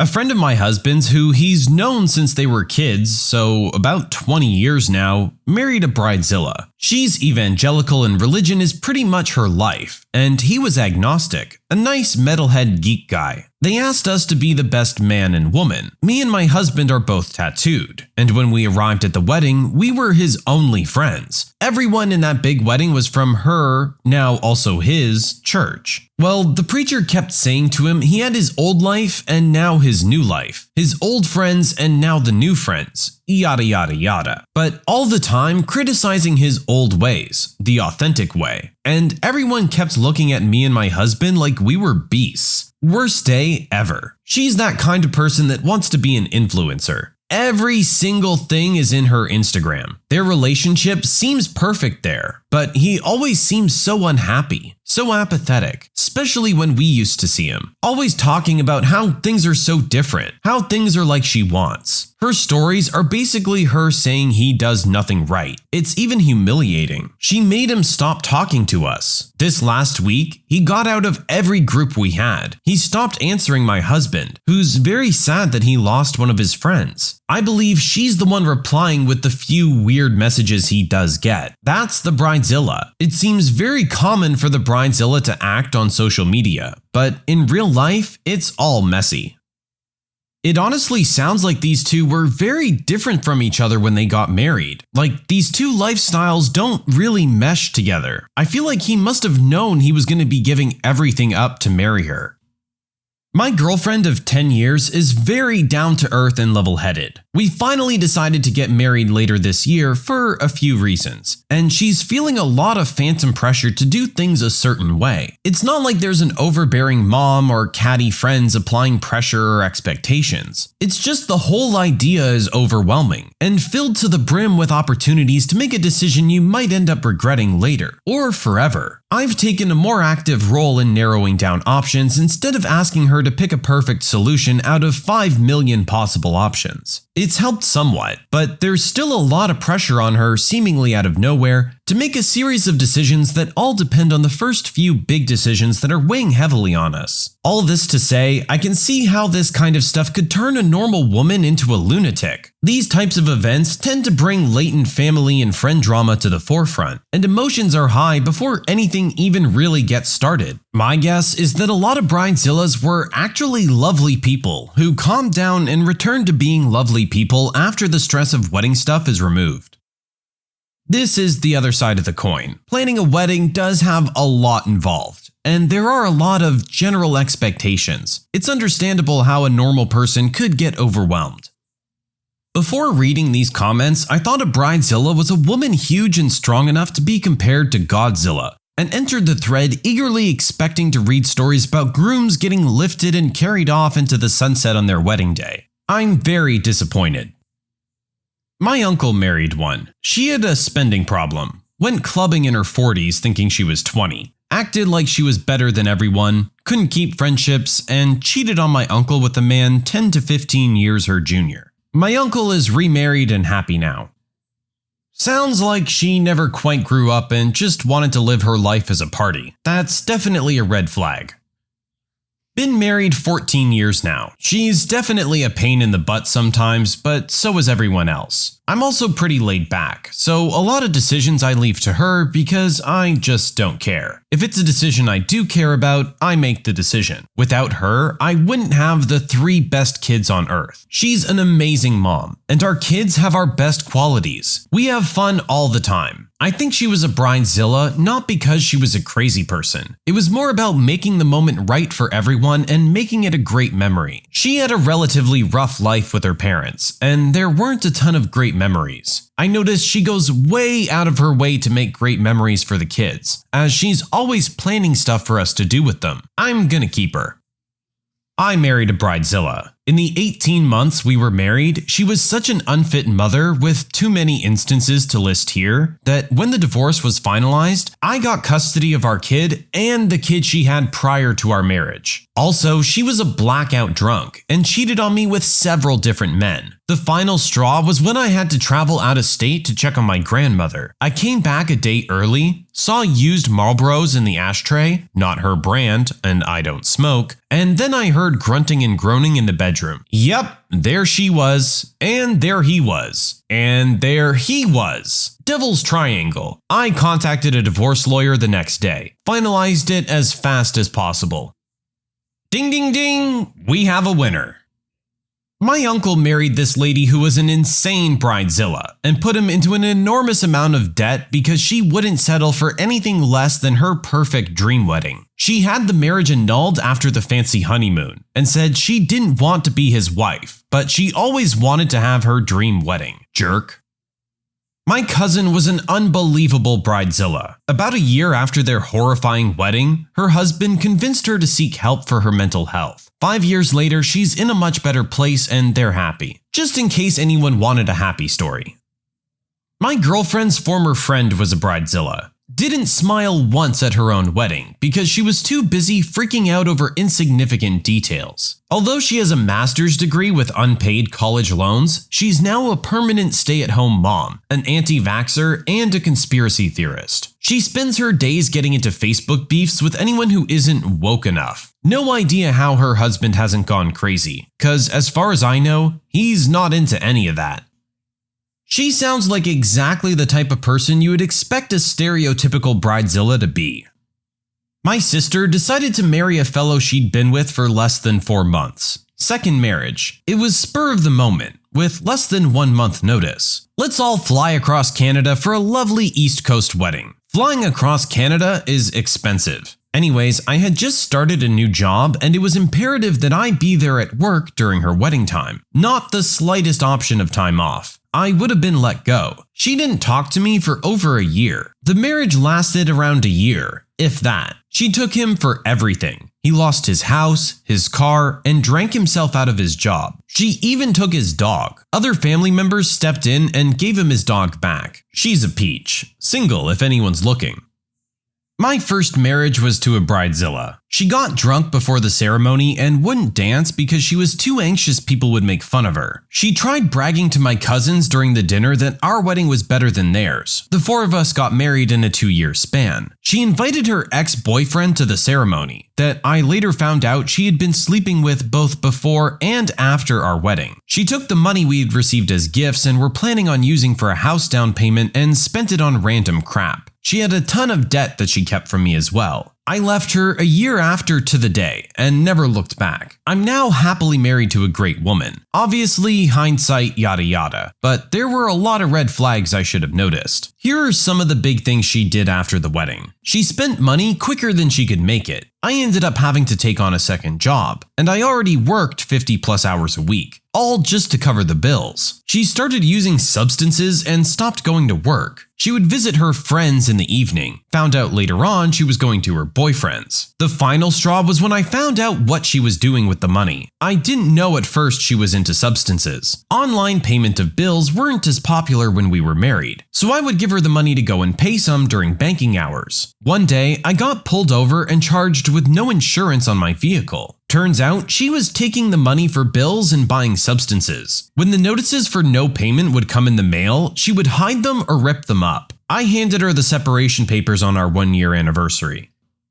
I, 21-year-old female at the time, married a groomzilla, 25. I wanted to elope because I didn't like the idea of being stared at by people. He demanded a wedding of 200+. He had my parents build a giant gazebo on our farm. Said he'd help pay for building costs. Me and my dad built it by hand with our neighbor. He was always working. Don't get me wrong, he helped a few weekends, but it was a year-long project. Shortly after the wedding, we retired to our hotel, and he didn't want to consummate. I was like, okay, long day, I get it. 3 months into a sexless marriage, I walk into him banging our 60-ish-year-old male neighbor. I opened my bedroom door, saw what was happening, said I was sorry, shut the door, got my dog, and drove home to mommy and daddy a state away. Why did I say I was sorry and not yell? I'll never know. Doctors of Reddit, what's the biggest case of faking it you've ever seen? Taking trauma call during surgery residency, I had a prisoner come in after a fight and claimed he couldn't move or feel his legs. All the CT scans and MRIs were normal, but we would shield his legs so he couldn't see them and poke them with needles and other sharp objects with enough force to cause pain. He never flinched or moved his legs at all. He was diagnosed with SIWORA, which stands for spinal cord injury without radiographic abnormality. He stayed in the hospital for a week. No improvement. Always had one guard with him. One night, they were down in the lobby watching some television, but the guard needed to use the restroom. The patient said, "Where could I possibly go? I'm paralyzed." paralyzed. The guard left him alone for 2 minutes. The patient was last seen sprinting down the road, naked butt cheeks flapping in the breeze. Made it to a city 4 hours away by car before he was caught again. I've never seen anyone fake it so well. Truly playing the long con. Yeah, this guy had a plan and he was seeing it through to the end. Dermatologist here. Patient was convinced she had a melanoma and needed a biopsy and would need to be on workers' comp. I told her it looked like ink from a marker. She demanded a biopsy. I wiped the area off with an alcohol swab and showed her the ink and that there was no spot on her skin anymore. She stormed out, threatening to sue. I'm just glad I cured her melanoma. You truly are a miracle worker, doc. Had a patient come in for a fall who now couldn't move their legs at all. Did a bunch of tests and didn't find anything. The patient was not at all fazed by suddenly being paralyzed, which was the first red flag. Didn't really believe anything was wrong, but the patient was still not moving their legs. My options are to admit for a huge workup or get them to walk. So I update them saying everything is fine, tests are negative, you can go home. Patient gets up, gets dressed, and walks out without a word. So we're not even going to acknowledge the fact that you just completely lied? Not a doctor, but I worked in healthcare for nearly 20 years. While taking a break from the ICU due to it being emotionally draining, I worked in home health for a bit. I had a patient who clearly had Munchausen syndrome. On a daily basis, she would call her insurance to see what things would be covered if she was diagnosed with this or that. She called her doctor's office an average of 5 times during my shift with her. She would report all kinds of non-real symptoms. She pestered the doctors into doing an exploitive laparoscopic surgery. Of course, nothing was found. One day, I walked in and she was rubbing her incisions with rotten cabbage, trying to get it infected. She wasn't seeking pain meds, except to sell. Really, she was just as happy with antibiotics or stool softeners. Anything. As long as they wrote her a prescription and she got to go to the pharmacy where she did a whole song and dance for them too, claiming allergies and reactions. She always increased the exaggeration of her story too. One time, she fluttered her eyes after making sure I was looking and said she lost consciousness in that half a second. She called the doctor and claimed she lost consciousness for 5 minutes. She called the insurance and claimed it was 10 minutes. She called the pharmacy and claimed it was 30 minutes. Then she called 911 and told them she woke up on the floor after losing consciousness for 4 hours. The worst thing about her was she was a mom. Her son was 28 at the time, and by all the stories of his childhood illnesses and her saying how he's severely disabled, I knew she basically screwed up his childhood with Munchausen by proxy. She portrayed him as being severely disabled, and that's why he would never find a wife. I met him. He was healthy and of average intelligence. He wasn't looking for a wife. He was gay, but she refused to accept that. Working with her was so miserable that I took a couple years off from any and all healthcare after that. No, I don't blame you. It sounds like you paid your dues with this woman for a while. We had a patient faking a seizure, so my supervisor told one of us to get the brain needle. The patient made a miraculous and swift recovery without intervention.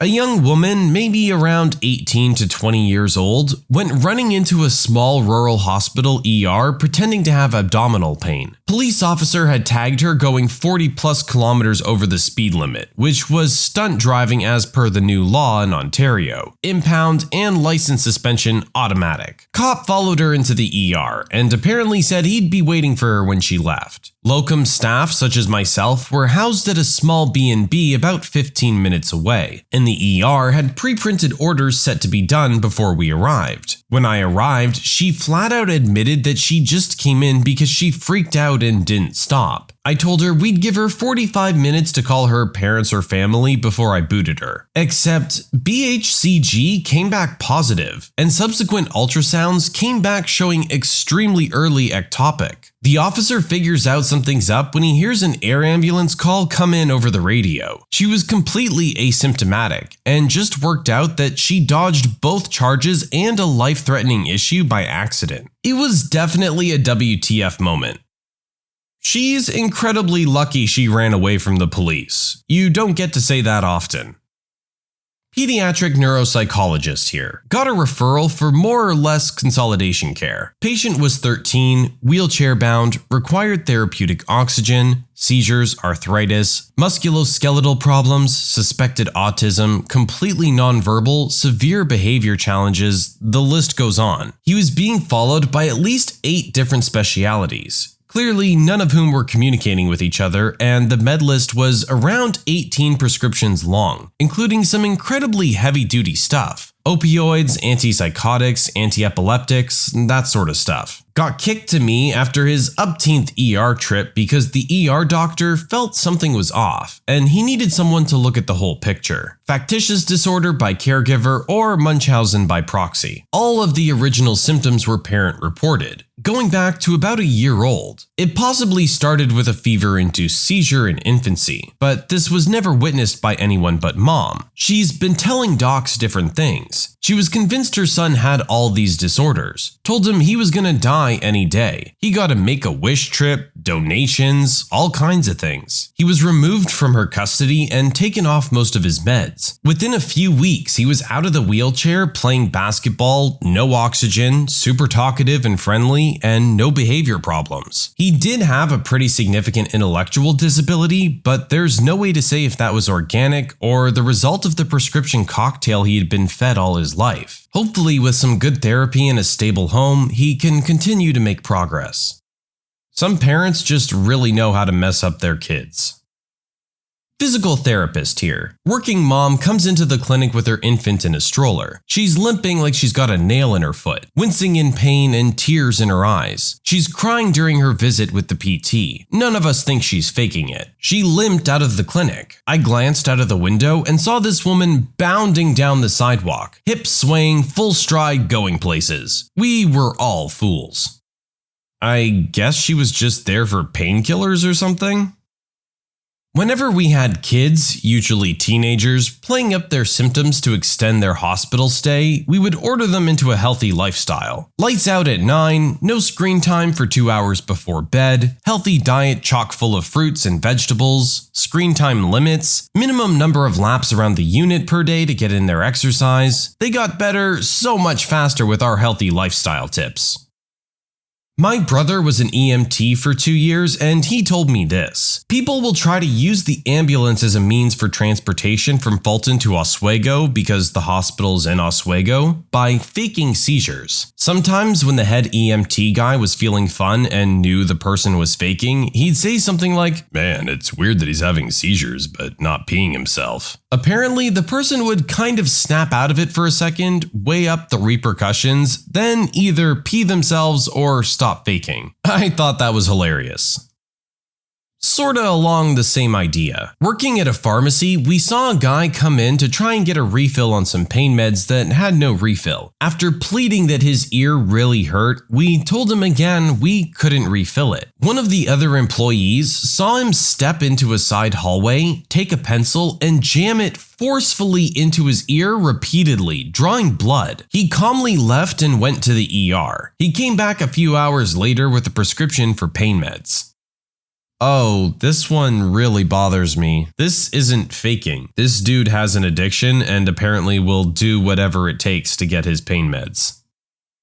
This patient comes in for back pain with weakness of the legs. Gets a full workup with MRI, standard blood work, and then some immunological things to look for stuff like myasthenia gravis. No neurological or immunological explanation for the weakness. Patient is seen by physical therapy and they're of the opinion that the patient is holding back intentionally. Go to see the patient at the end of the day and prep them for discharge. Patient is infuriated that they're being discharged, yelling and screaming about how they aren't better, how they're disappointed in the institution, and blah blah blah. They said one particular thing that still clearly stands out 3 to 4 years later. I can't believe you're sending me home already. I haven't even told my family I'm here, and now you're gonna send me home before they even have the chance to see me? My attending and I leave the room to arrange things with the nurses. We go back in and the patient is out of bed and standing up in the middle of the room. Miraculously, the patient is able to walk with zero assistance, when they had so much difficulty walking with assistance over the past 2 days. At that point, they were enraged we went in the room without knocking. They were discharged home after having a conversation regarding abuse of medical services.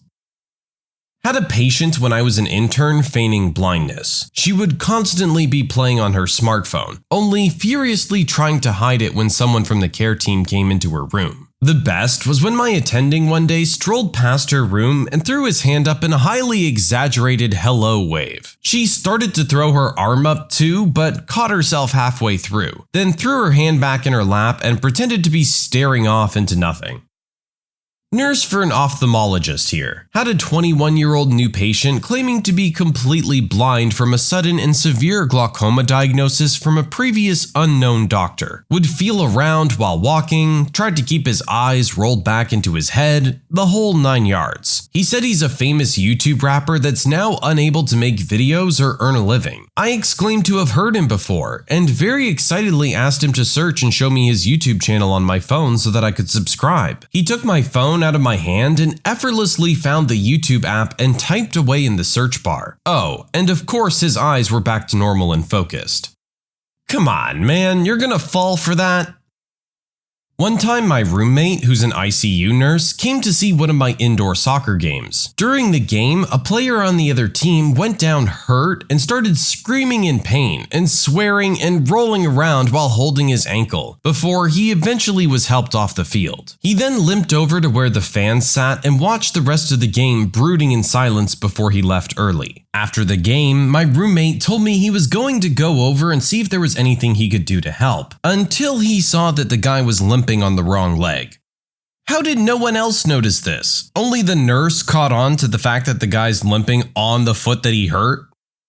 Was told this one by a fellow nurse I used to work with when we had a psych floor. It's not unusual for psych patients to stash things in various orifices. This one woman was convinced she was impregnated by a ghost-like figure, but no one would believe her. So one day, she started complaining of massive pelvic and uterine pain. She called them contractions. So the doctor goes to do an exam. The doctor feels something larger in there, so they prep a table to get the object out, which was quite large. So the wonderful third year helping with the procedure starts hearing this woman complain of contractions and yelling things like, "Should I push? I'm gonna start pushing!" The doctor is trying to work forceps around this woman's parts as to not hurt her. Finally goes, "Got," and as he starts saying it, pulls out a baby doll, head only. The poor med student did the wobble, went all flush and had problems keeping balance and about took a dive. I was told he didn't live that down the whole rotation.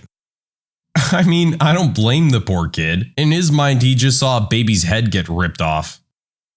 I once saw a patient who had been faking paralysis of the legs for years, used a wheelchair, and never walked. Old records showed extensive imaging, neurology consults, and other tests that proved the patient had full function of all his extremities. Family and friends were just going along with it, not sure if it was really conversion disorder or if the patient had some secondary gain issue. Not a doctor, but am a UK-based midwife. Had a patient who had been in and out of hospital throughout her pregnancy with episodes of heavy bleeding. This was her 6th baby, so she was a fairly well-known patient in our unit. The issue was no one had ever seen her actively bleeding. She'd call saying that she had bled down the toilet but flushed it. All the examinations we did came back completely normal with mostly no evidence of any bleeding whatsoever. On occasion, during spectrum examinations, we'd see the smallest amount of blood. I was caring for her during a shift where she yet again called to say she was bleeding. I walked into her room and found her jabbing her private area with a sharp object to make herself bleed. She'd been doing it the entire pregnancy. The reason she gave? Because she had 5 noisy children at home, she needed some rest, and knew we wouldn't admit her to the hospital if it wasn't for a good reason. She would do it any time her being discharged home was mentioned. We ended up having to complete a prenatal mental health referral and consult with the safeguarding midwives, as she was putting herself and the baby at risk of serious harm. I understand needing to get away from the kids for a little bit, but this is an extreme.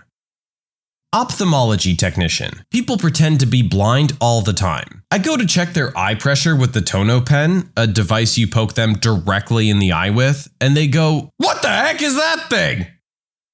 I'm a nurse. We had a guy who had to come in every 3 months to get a medical certificate to say he couldn't work at his retail job due to severe disabling back pain. He was receiving large amounts of insurance money for this condition. After the doctor had done his usual examinations and questions and signed it off, the guy asks the doctor to check his shoulder, which Doc does and asks how he injured it. The guy says playing rugby for a competitive team. "Really?" says the doc. "How long have you been playing for them?" Guy's been playing and training the whole time. Doc puts this info on the insurance form. The doc lost it in the staff room laughing. Next week, the patient loses his mind in reception because his insurance has been cancelled. You kinda brought this one on yourself, my friend. Back when I was a nurse, a guy came into the ER for a stomachache. When asking him about history, he randomly mentions a fight with his girlfriend where she left in a tizzy and he fell asleep on the couch. 20 minutes later, when we see the CT, he has a satellite cable remote wrapped in a condom lodged in his rectum. I'm guessing he was intending to frame her. I didn't get to hear the conversation he had with the doctor. I was curious how he was going to explain why she was nice enough to wrap it in the condom. This has gotta be one of the stupidest plans I've ever heard.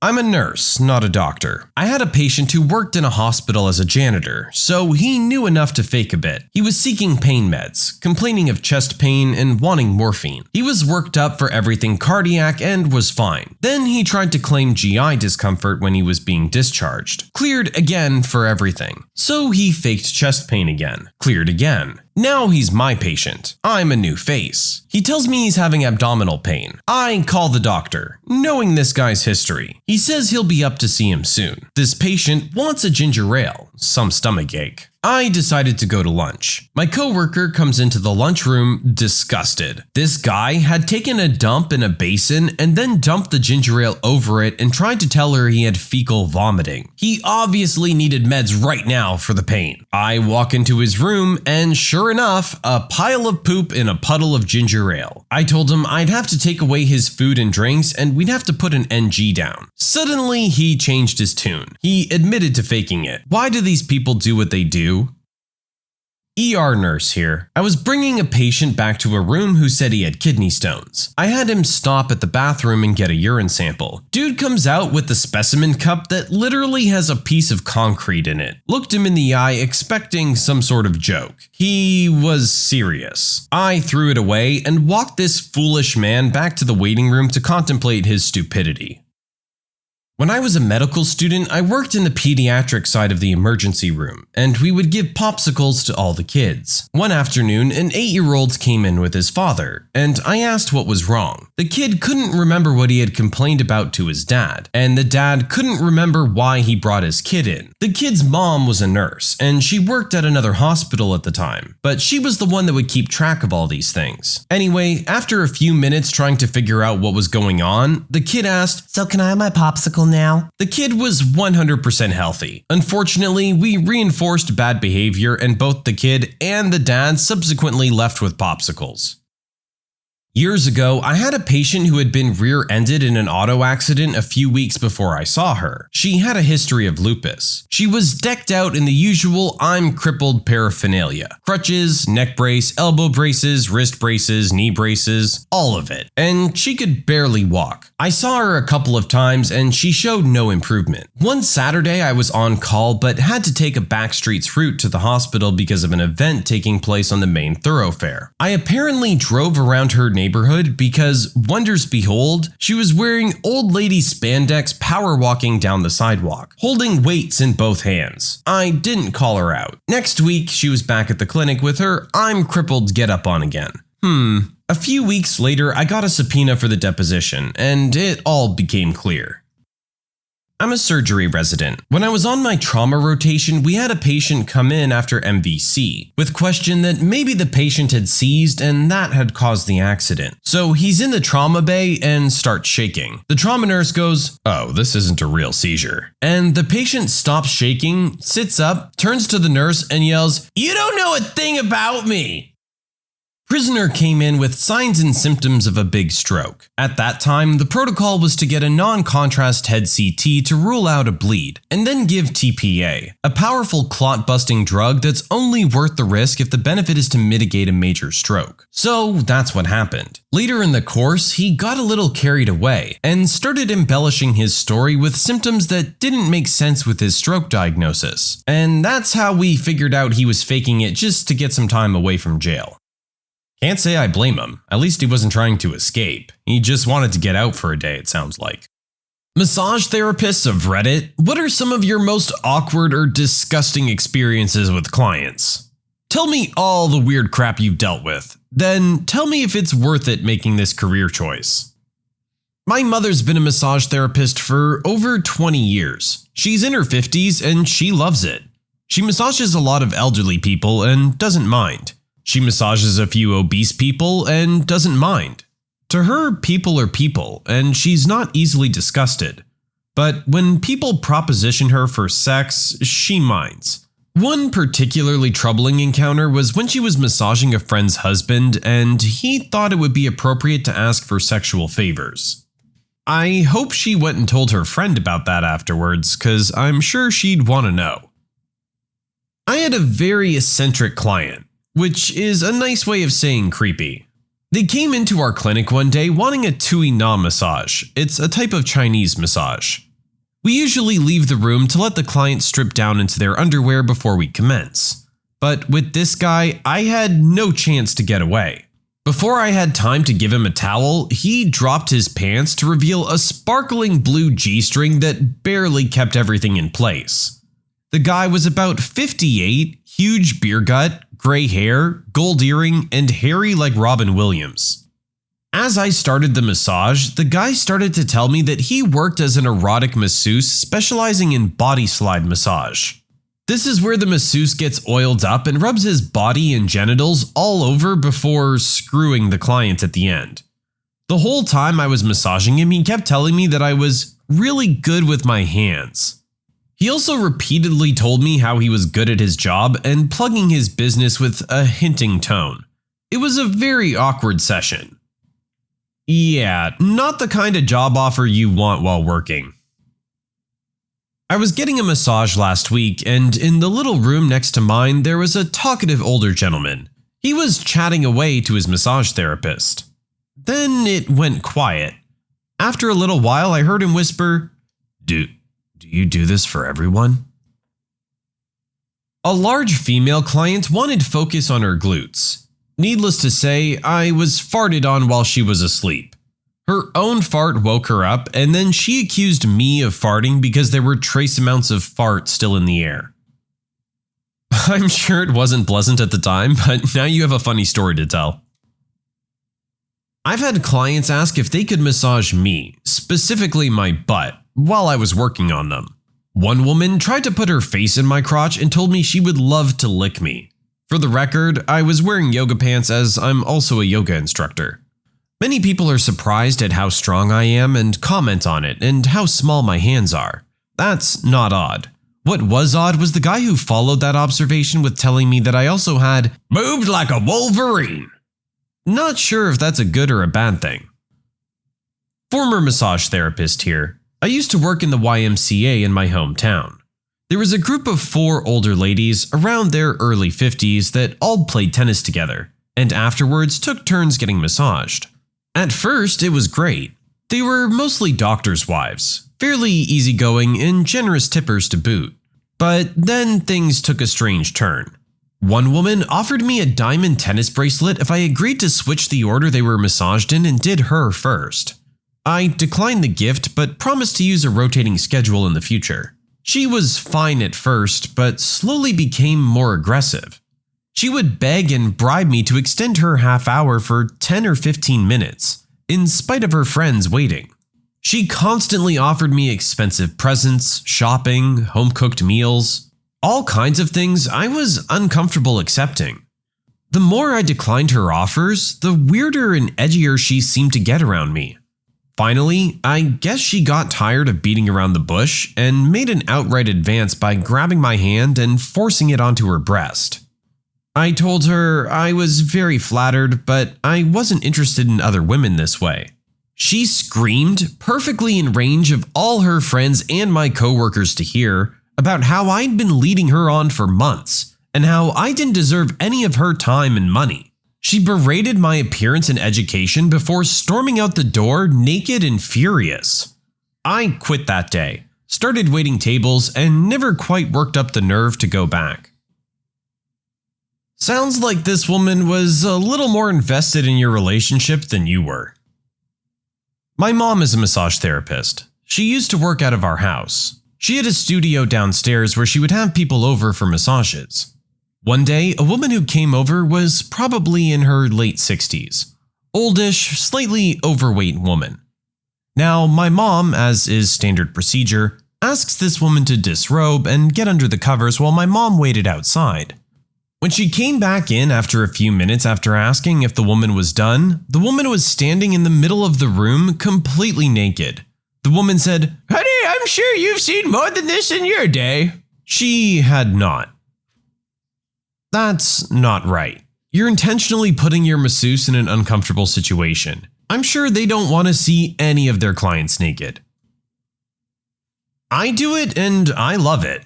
I'm a guy, and I have to say there are some creepy phone calls, but that's about as bad as it gets. One guy asked exactly what kind of massage I did, which is a common precursor to do you do extras, and I clearly told him about Swedish massage. He said, "That's something my partner and I would be interested in," and asked, "And for the ladies, do you do sensual massage?" I find this euphemism so frustrating. It literally doesn't imply what they want to imply, but it's become recognized as a word for sexy time. I said no. He then said, "Could you?" I said, "No." Then follows a common awkward situation where we try and both pretend that he hasn't just asked me for some kind of sexual service in return for money, and finish the conversation as you might otherwise. This conversation and the time a rather lonely elderly gay man told me how much he appreciated having a pretty man take care of him were about the weirdest moments. Admittedly, when Mr. Lonely Gay Guy said that to me, I felt a bit gross, but also internally giggled, blushed, and said, "Aw, he thinks I'm pretty." For a fleeting moment, I considered a life as a wealthy boy toy of an aging thespian. My ticket into the high society of homosexual retirees. Feeling slightly jaded and ashamed of my life built on lies and sexual quid pro quo, but driven by the idea of inheriting his immaculate house and fortune. Then I remembered I was a bit far down the road of life for that change of tact, having married a woman, and I decided I would diminish and remain Galadriel in the West. But the weirdness is worth it. Swedish massage is a very fascinating practice based on Western medical understanding of human physiology. You'll learn words like desquamation and lymphatic. There are perks, like ladies paying you to touch their body. There is admittedly a slightly pervy pleasure when you're massaging someone really attractive, but it's seldom and balanced by your professionalism and the amount of slightly tubby men one deals with. And as a guy, I have a disproportionately high level of men, because women therapists won't see guys. It is great though, because men have more muscle, and that's the fun part for me. Getting deep into a thigh or shoulder and working the bits loose. It's truly the best job ever, though I often come home smelling like people. The absolute worst was a guy started touching himself while I was working on him. I have had one other guy proposition me, and one lady that was such a jerk that I ended the session because of what a jerk she was. I've been a therapist 5 years, and these are the only really awful things that have happened. Daily I help people. Daily I make people feel better. I'm sure that's the majority of the job. Of course there's going to be a couple of weird stories, given the field, but I'd like to think for the most part they get to do their job the way they want to do it. I'm just gonna say prolapsed uterus and they could have warned me, and leave it right there for you to imagine the gaps. I had to suffer this image being put into my head, so now you guys do too. I just graduated in April and I've seen some things. There was a guy that would come to the campus clinic to get a massage from the students. Well, one day his cyst popped. Warm pus flew 3 feet and hit the curtain. Smelled like death. Oh, and then there was the job interview where it was made clear that their distinguished clients would pay for a little extra. How about a big bowl of nope? I'm a massage therapist, doing medical type work. My clients are all super nice, so not many awkward experiences, but I'll share 2. The first one, I came back to change the sheets after one client had gotten dressed and left, and found that she'd had some diarrhea on my table. Luckily, our laundry service treats all of our linens as biohazards anyway, but yuck. And second, I came into the room after washing my hands and letting my client get undressed, and she realized she hadn't been specific enough about how she'd injured her back. So she got up, stark naked, and proceeded to demonstrate the motion she'd been doing when she hurt herself. I wasn't disgusted, bodies don't scare me, but I definitely felt awkward. That's about it. I love my job. I definitely suggest going into massage therapy if you're compassionate and can handle a good amount of physically demanding work. If you're worried about sexual come-ons, stick to medical settings. If you're worried about bodily fluids and/or smells, go the spa route. My brother is a massage therapist for a side income and has tons of horror stories. One of the strangest ones is a man came into their studio, he shared one with others, and specifically asks for a man. Well, he's left in the room with the typical instructions, undress and get under the sheet. And when my brother comes in, the guy is sitting on a couch, cross-legged, naked as the day he was born. Anyway, weirds out my brother, who apologizes and asks him again to get under the sheet and leaves for about 5 minutes. He comes back and begins the massage. Apparently, this guy had a huge penis tattooed on his back and kept hinting for more. The guy even started slightly pulling the sheet off his butt with his hands and saying things like, It's just the 2 of us in here. What happens here stays here. I wouldn't say anything. Basically, all of this unnerved my brother a good bit, who was all too happy when the guy's time was up. But, like a champ, he continued to do massages, although they did add that guy to their watch list. I can only imagine all the stories behind the people on that watch list.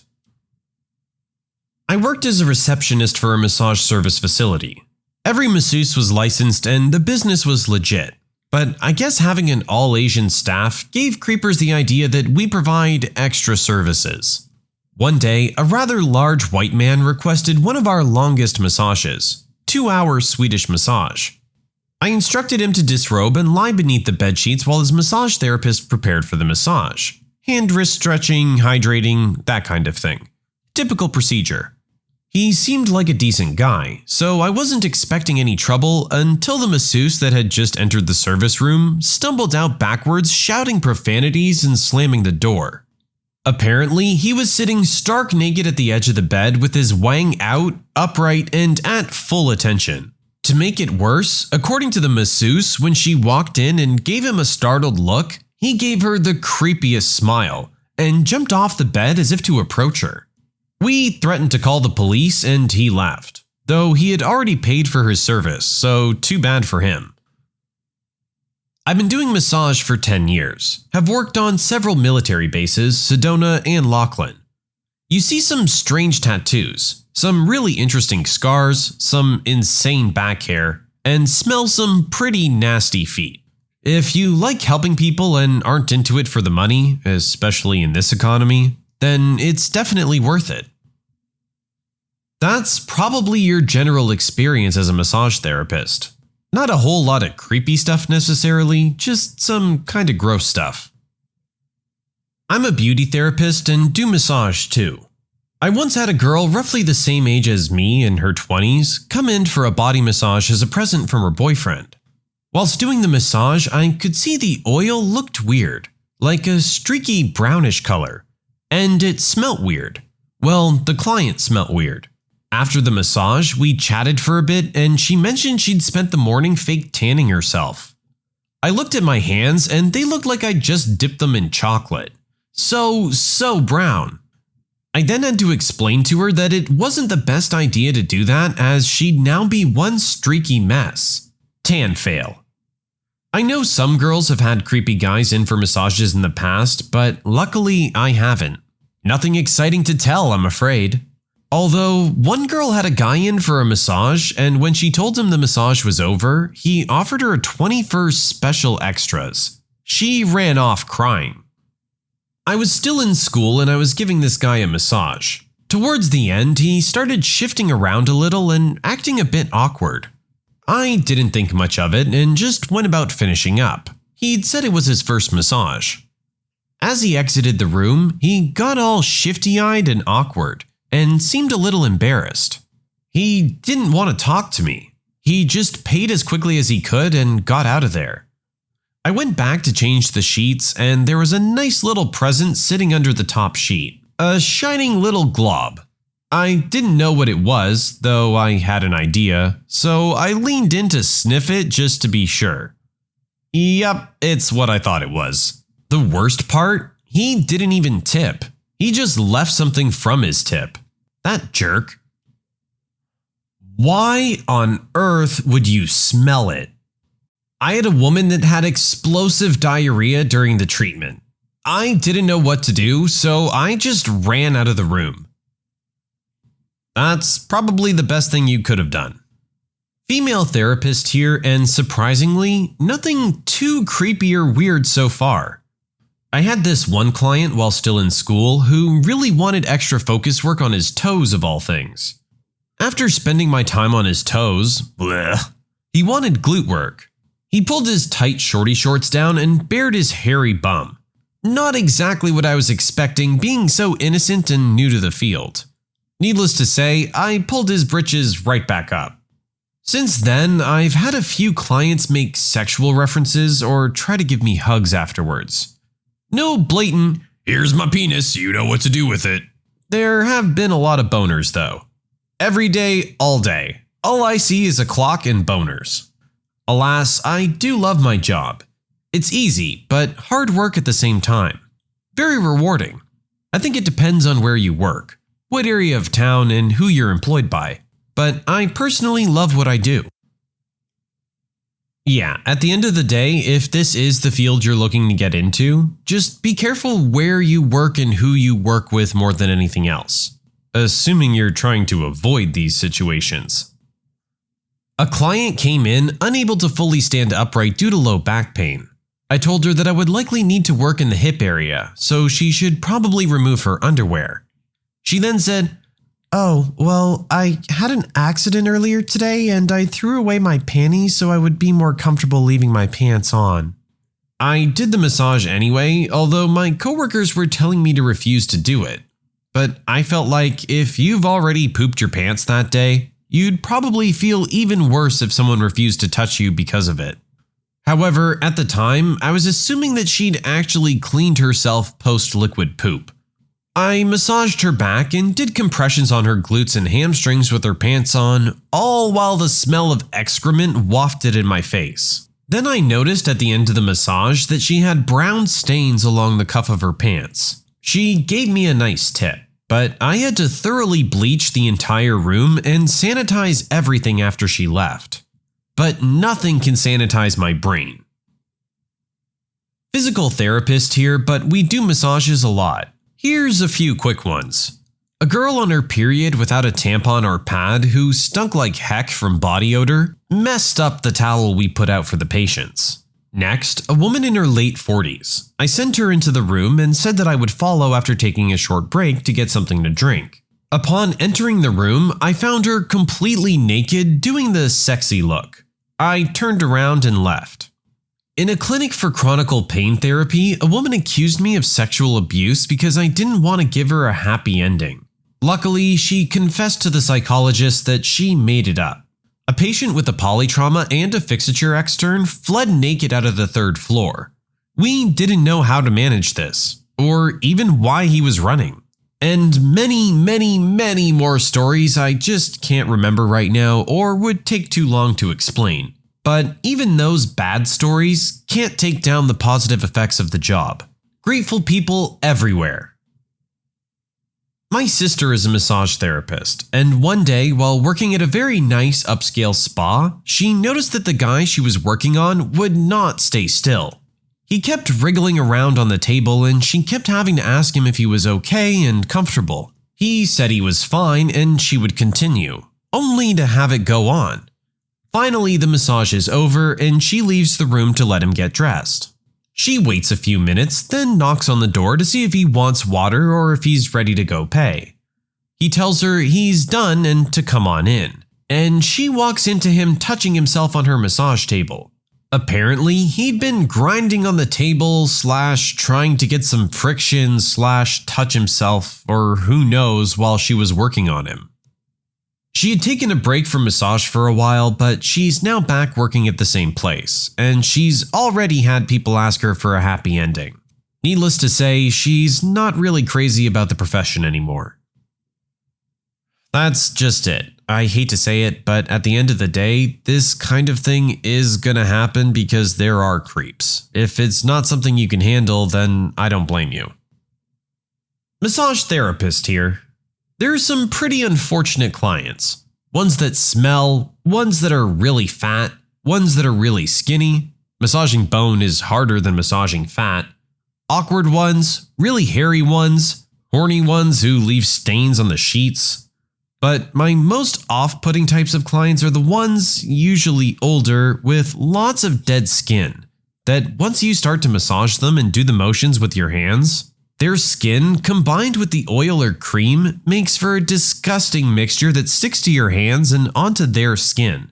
And you're just smearing it everywhere, and trying to fling it aside so you can get through the rest of the hour. That's the worst for me. This wasn't even something I had considered until this point, but ugh. Male massage therapist here. Back when I was in school, I was doing a clinic at the school. It was a pretty chill scene. A lot of us developed regulars and got into a routine. My nights were Tuesday nights, and one day I came in and noticed I had a whole list of my regulars in, including this older man that had been coming to the school for years and getting massages. Every week since starting, he would request me. Now, the school says they can't always get you the massage therapist you want, but they'll try. Every week, like clockwork, he would be my last client. At first, he was nice and social. Then, over the weeks, his questions got extremely personal, and despite my trying to avoid personal questions, he would keep asking. As well, over time, every time I would get him to turn over, he would be packing a major rager. This was usually the point where questions got more personal. One night, I finally had enough, as he began asking if I would ever give a special ending for a large tip. I calmly declined and approached one of my instructors the next day. She just nodded her head and offered to change my night I worked. Kinda feel like it needs to be a little more addressed than that, but hey, at least she got you out of there. Redditors who work in the ER, what's the scariest, dumbest, or weirdest thing someone has come in for? Had a lady come in for shortness of breath, began to place an oxygen mask on her, and she yells, "I'm allergic to oxygen!" and pulls the mask off. I heard the doctor laugh behind the curtain. Maybe that's why she had shortness of breath? Morbidly obese guy came in for lower right quadrant pain. I lifted up his gut and found his lost wallet. Solved 2 problems at once. 20-year-old male came in for stomach pains. Said he was hungry and hadn't eaten in 2 days. Maybe you should try a sandwich. I have a male cousin who landed himself in the ER because he thought that instead of a condom, he could put something tightly around his male appendage and it would force everything to stay inside. Unfortunately, getting it off posed a problem and he ultimately wound up in the ER with a zip tie around his male appendage. His nickname has been Zippy for 5 years now. So, did it work? My friend worked in ER. She had an obese man come in complaining of a rash under his gut. Upon close examination, they found several splinters. When asked, the man casually replied, "Oh, that must have been from the love board." So the crew had to ask for details. Apparently, the couple had to use a board to pry the man's gut up to get to his business for lovemaking activities. Well, there's an image in my mind I'll never lose.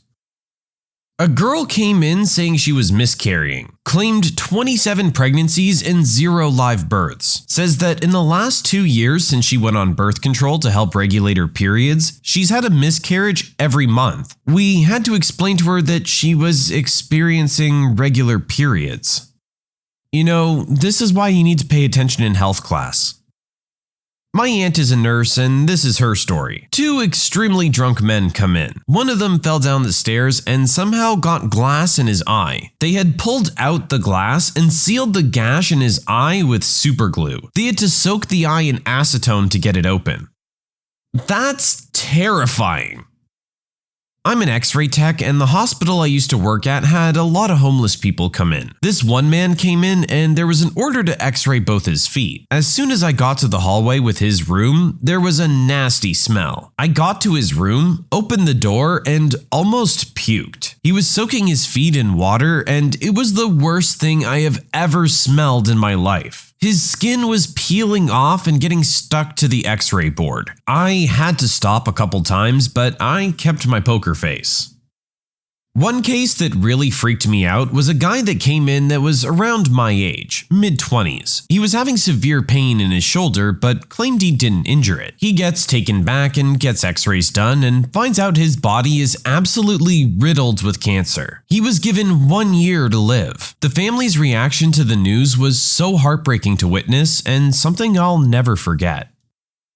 A number of things come to mind, but top 3 without thinking. 1. Man with a 10-inch cucumber in his rectum. Didn't mention said cucumber until the MD noticed a bump on his stomach. Still didn't say anything until we got a CT result. Number 2. Older man came in with a vibrator in his rectum. Wife couldn't get it out and refused to come with him. Number 3. Younger male came in with priapism. Urologist was called in to drain it. One of the most bloody, horrifying things I've ever seen. I saw him again 3 days later for the same thing. I honestly don't know what a priapism is, and I'm not Googling it. My mom used to work in an ER. When patients came in, she was the one who took their insurance, asked about their symptoms, took their vitals, and things like that. One day, she's entering paperwork for a woman whom I think came in for injuries to her hands, but I don't quite remember. Mom's taking her information, and one of the questions is the patient's occupation. The woman says, "Oh, I'm a stripper. I work for Dinty Moore." Mom responds that she had no idea Dinty Moore hired strippers. The woman says, "No, I'm a stripper," and gestures emphatically in the air with her bleeding hands. Turns out she strips the meat off of cowtails. That's apparently what the meat is in Dinty Moore beef stew, cowtail. I was shadowing in the ER once and this big white lady came in with this massive bruise around her lower stomach area. The doc asked what happened and she responded, "My horse kicked me in my pooter." And I just bit my lip and turned around to force myself to not immediately bust out laughing. Had a car crash through our ambulance bay, action movie style. The entire car was well within the building when it finally stopped. It was a 16-year-old kid carrying his 14-year-old brother who had been shot in the abdomen over some gang stuff. Many people had just vacated that area seconds earlier because there was a CPR that came in, and they were all in the trauma room working on that. If they hadn't been, then there would have been a lot of injuries. I used to work in the accident and emergency department in our city hospital. Without a doubt, the worst thing I ever dealt with was the police and social services bringing in a 2-year-old who had been immediately removed from his home after a child protection visit. The parents had stubbed out lit cigarettes on the child's eyes, on his actual eyeballs. He had the most horrific injuries, both old and new. I'll never forget prepping the child for surgery to have his eyes removed. The fact that any human could do this to another, especially a child and their own flesh and blood, is the scariest thing ever for me. Those people should be buried under the prison. Honestly, that's just awful. So we're going to take a hard 180 here and go back to something funny. Guy came in with a salt shaker lodged in his butt, said he was changing a light bulb, then somehow fell onto it. How do they always fall onto it? My sister had a patient who was interested in having her clitoris pierced but was afraid of the pain. Curious, she affixed a super strong magnet on top of and below the clitoris but couldn't remove them. By the time she got to the hospital, her tissue was essentially dead. The doctor had to scrape the magnets off as there was no other way to remove them. I'm a man and was born with all requisite parts, so you know just how serious this is when I say that story made my clitoris hurt. One time the news was playing on the TVs in the waiting rooms. The anchor mentioned a man shot in a gang-related fight who later died from his injuries. Suddenly, my parents hear screaming and crying in the other room. It was the family of the guy who got shot. They had not been informed yet. Oh, that's terrible. How is the news finding out before the parents who are in the waiting room? Come on, guys. I had a guy who put a flare gun between his legs, I guess pretending it was his thing, and fired it. 3rd-degree burns to the groin are not fun. Probably the dumbest one I've had was a husband and wife who rode in an ambulance together, both clearly drug-seeking. For whatever reason, they were placed in rooms across the hall from each other and kept yelling back and forth about what drugs they were getting. The ambulance was initially called for the wife who had fallen downstairs. No injuries visible or on x-rays. The husband rode in with them and checked in, claiming the wife had fallen into him and taken them both to the ground. The husband's only injury was where he said his feet had tangled in the steps. There was no bruising, swelling, abrasions, nothing. But he had clearly just manually pulled out 5 of his toenails. They were not contiguous toes and it involved both feet, just the nails. Emergency medicine is the daily interface in the process of natural selection. So it takes something truly stupid or crazy to shock me these days. Here's a couple highlights from me. Had a guy come in with a plastic hanger, the hook part, stuck in his cornhole. As it went in, it snapped and broke away from the body of the hanger. Next, the 50-year-old dude who came in with generalized abdominal pain said he had no idea what was going on. Super nice guy, talkative, very friendly. We do an abdomen acute x-ray and all you see is a massive set of batteries floating in his colon. Yep, giant dildo lodged way too far in. Off to the OR he went. Lastly, the nice couple who came in after a vigorous boning session because she broke his thing. One interventional radiology study later, where they inject dye into his urethra to test for patency, and the dye wouldn't advance, showing a stricture in the urethra. Off to the OR he went. One of the stranger complaints I've heard as a resident. I had a 19-year-old guy come into the emergency department on the night shift on 4/20 this year. His complaint was that he got high and he decided he should touch himself and his urethra felt harder than normal. Not his thing, his urethra. I got to the room to assess him and he was in the bathroom peeing. His poor girlfriend was sitting in the corner with her head in her hands out of embarrassment. He got back from the bathroom, stood in the doorway and said, "You know, I feel better now. I think I'm just gonna go home." And then he turned around and walked out. So wait, he just had to pee? I used to be an EMT, and one time we got called to a house in the middle of the night for a patient with belly pain. We get to his house and he's bent over a chair in extreme pain. We get him in the ambulance and start taking him to the ER. The whole drive, he's letting out tiny farts that are deadly, also yelling that he just needs to fart. Can't we give him something to make him fart? The ER doc asks us if there's a possibility of a foreign body issue, and I say that I didn't check. The doctor sends him to the CT scanner where he lets rip a fart that echoed. He felt better and left the ER. They had to close the scanner to air it out. You know what? I appreciate that. I wouldn't want to be the next patient walking into that place. I have 2 friends that are nurses in ER. Friend A said that there was a guy who went in because he had a pickle stuck in his butt. Friend B said that there was a guy who went in because he had a pickle jar up his butt. Will everyone stop putting things up their butt? I had a guy walk in completely impaled with a 4x4 wood post. He was drinking and working on his roof when he fell off. His buddy got a chainsaw, cut the bottom off the post, and somehow the impaled guy stood in the back of the pickup truck for the ride to the ER. He walked in the reception area and said, "Hey everybody, I hope you don't mind if I cut in line a bit. This seems quite serious," and promptly passed out. He survived.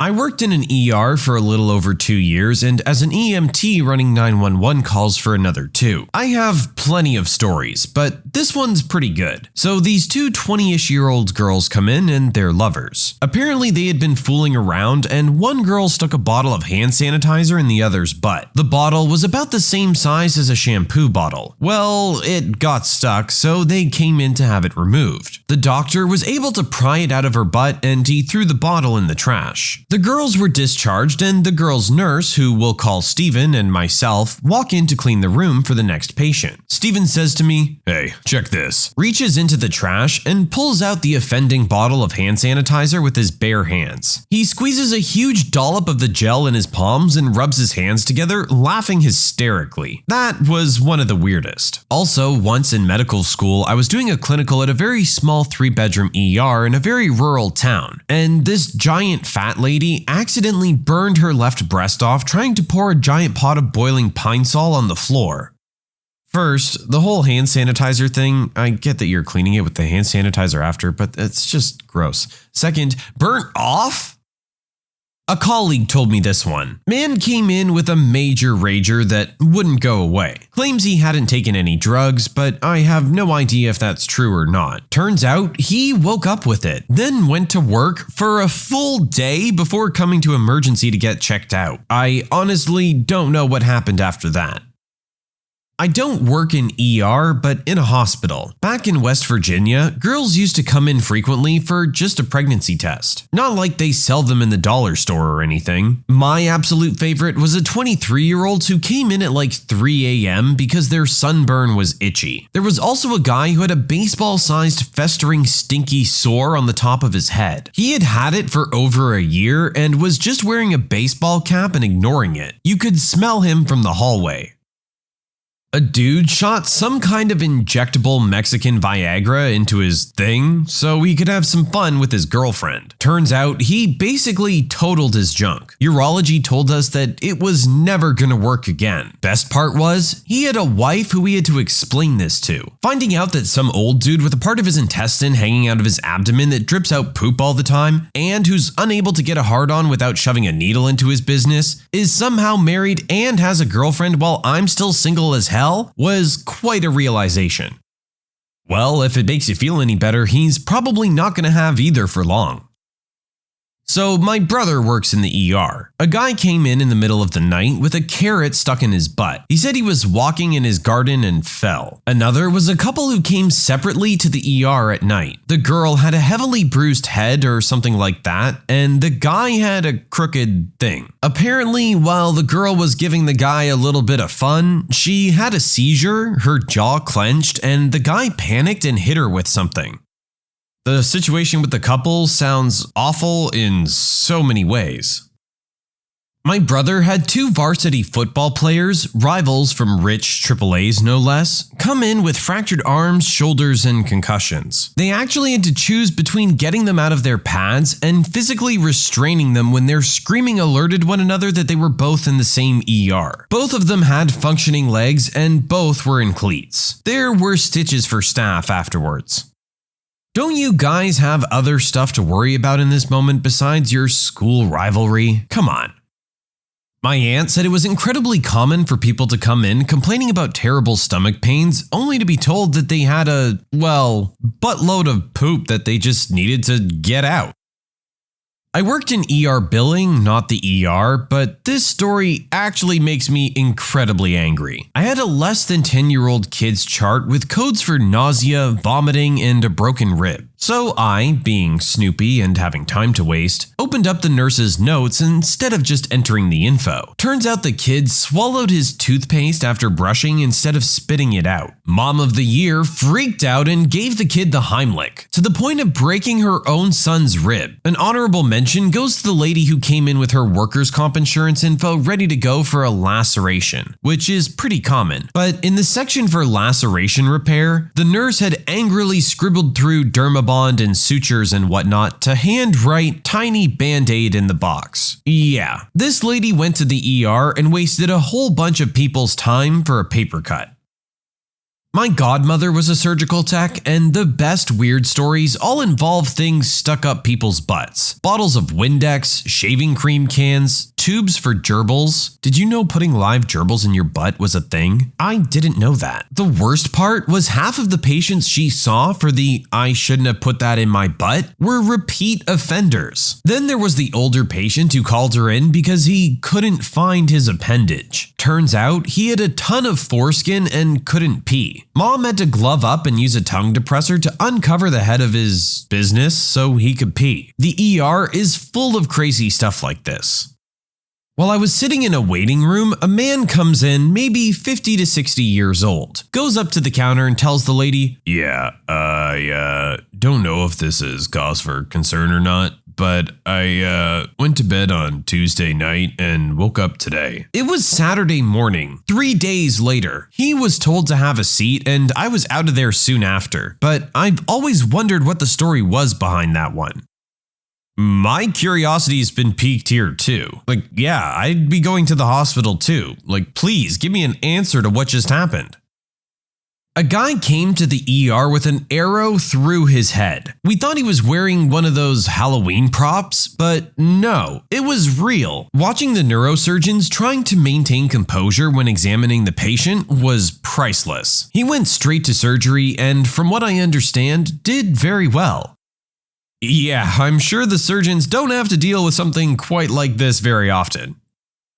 At the time, I was working as a transporter in the radiology department. We shuttle patients in the building to and from tests. I get a page to pick up a patient from our green zone in the ER, non-emergent. I walk into the nursing unit and start looking for the nurse. They see me and get that weird smile on their face. The type of smile in healthcare that makes you worry about what type of patient you're going to be picking up. I walk into the patient's room, introduce myself, and then explain we're off to x-ray. The patient is a very unassuming 20-something-year-old male, non-belligerent, and answers my identification questions very calmly. If anything, he just looks slightly red-faced. I ask him if he's able to walk, and he explains that he's having stomach issues and really would prefer not to. No big deal. I have him get his legs on the stretcher they use as beds in the room and wheel him on over to x-ray. Get him in the room, close the door, and go to fetch the techs to take the images. Now, our x-ray staff is full of seasoned techs with 10+ years of experience on average each. The tech looks at the order and tells me to wait around since it won't be long.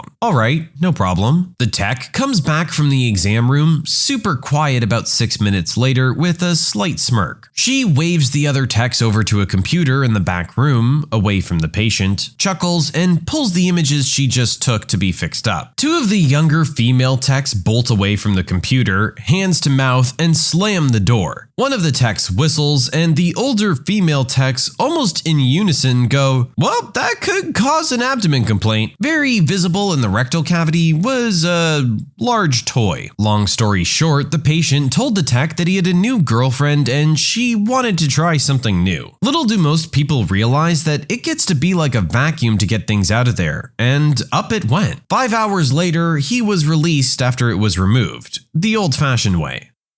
Ladies and gentlemen, this entire video has been a PSA. Don't stick stuff up your butt. Hey Reddit, which double standard irritates you the most? The other day, I got a new iPhone from AT&T. I told the salesperson I didn't want to make any changes to my account. 2 days later, I get an email saying, "Congrats on signing up for cell phone insurance for $9.99 a month." Not once did this salesperson utter the words cell phone insurance. If I walk into an AT&T every month and steal $9.99, I would go to jail. When a salesperson steals an extra $9.99 a month from me, they call it cross-selling and don't see anything wrong with it.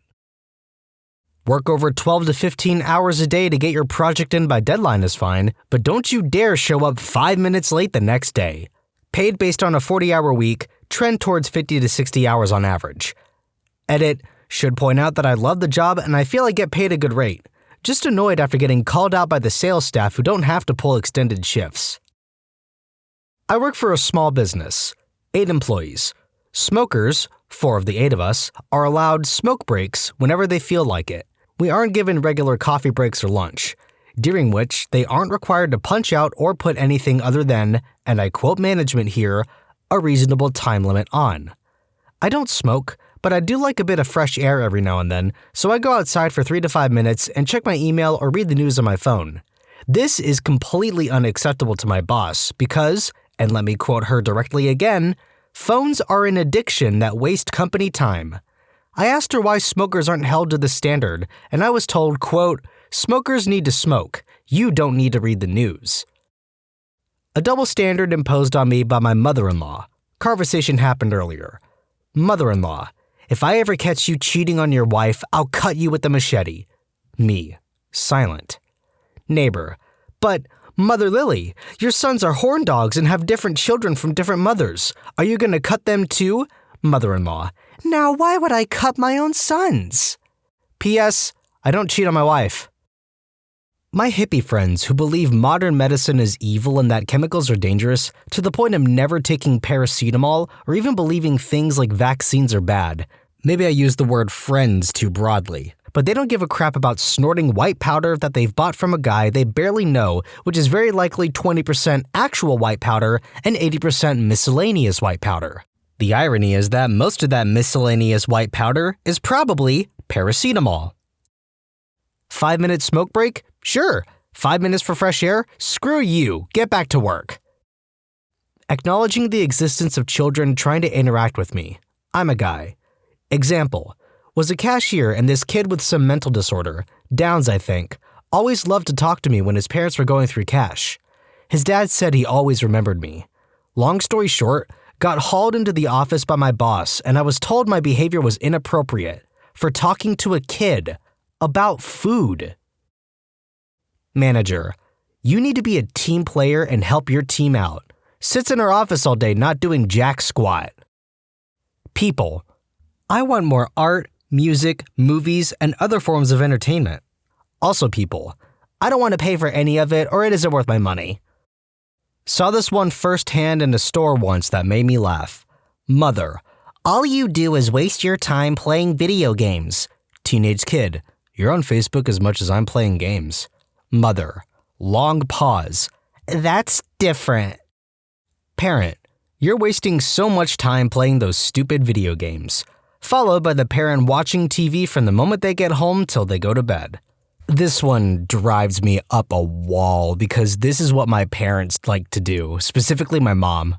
She doesn't do it anymore, but back when I was growing up and trying to make friends and actually interact on social spaces, she didn't understand that because it was all online that, oh, somehow that doesn't mean anything. You have to go out and make friends. Mom, I'm making friends. Now that I have a job and make money using the internet, she doesn't yell at me, but it's that's still worth something. Mom and dad stereotype.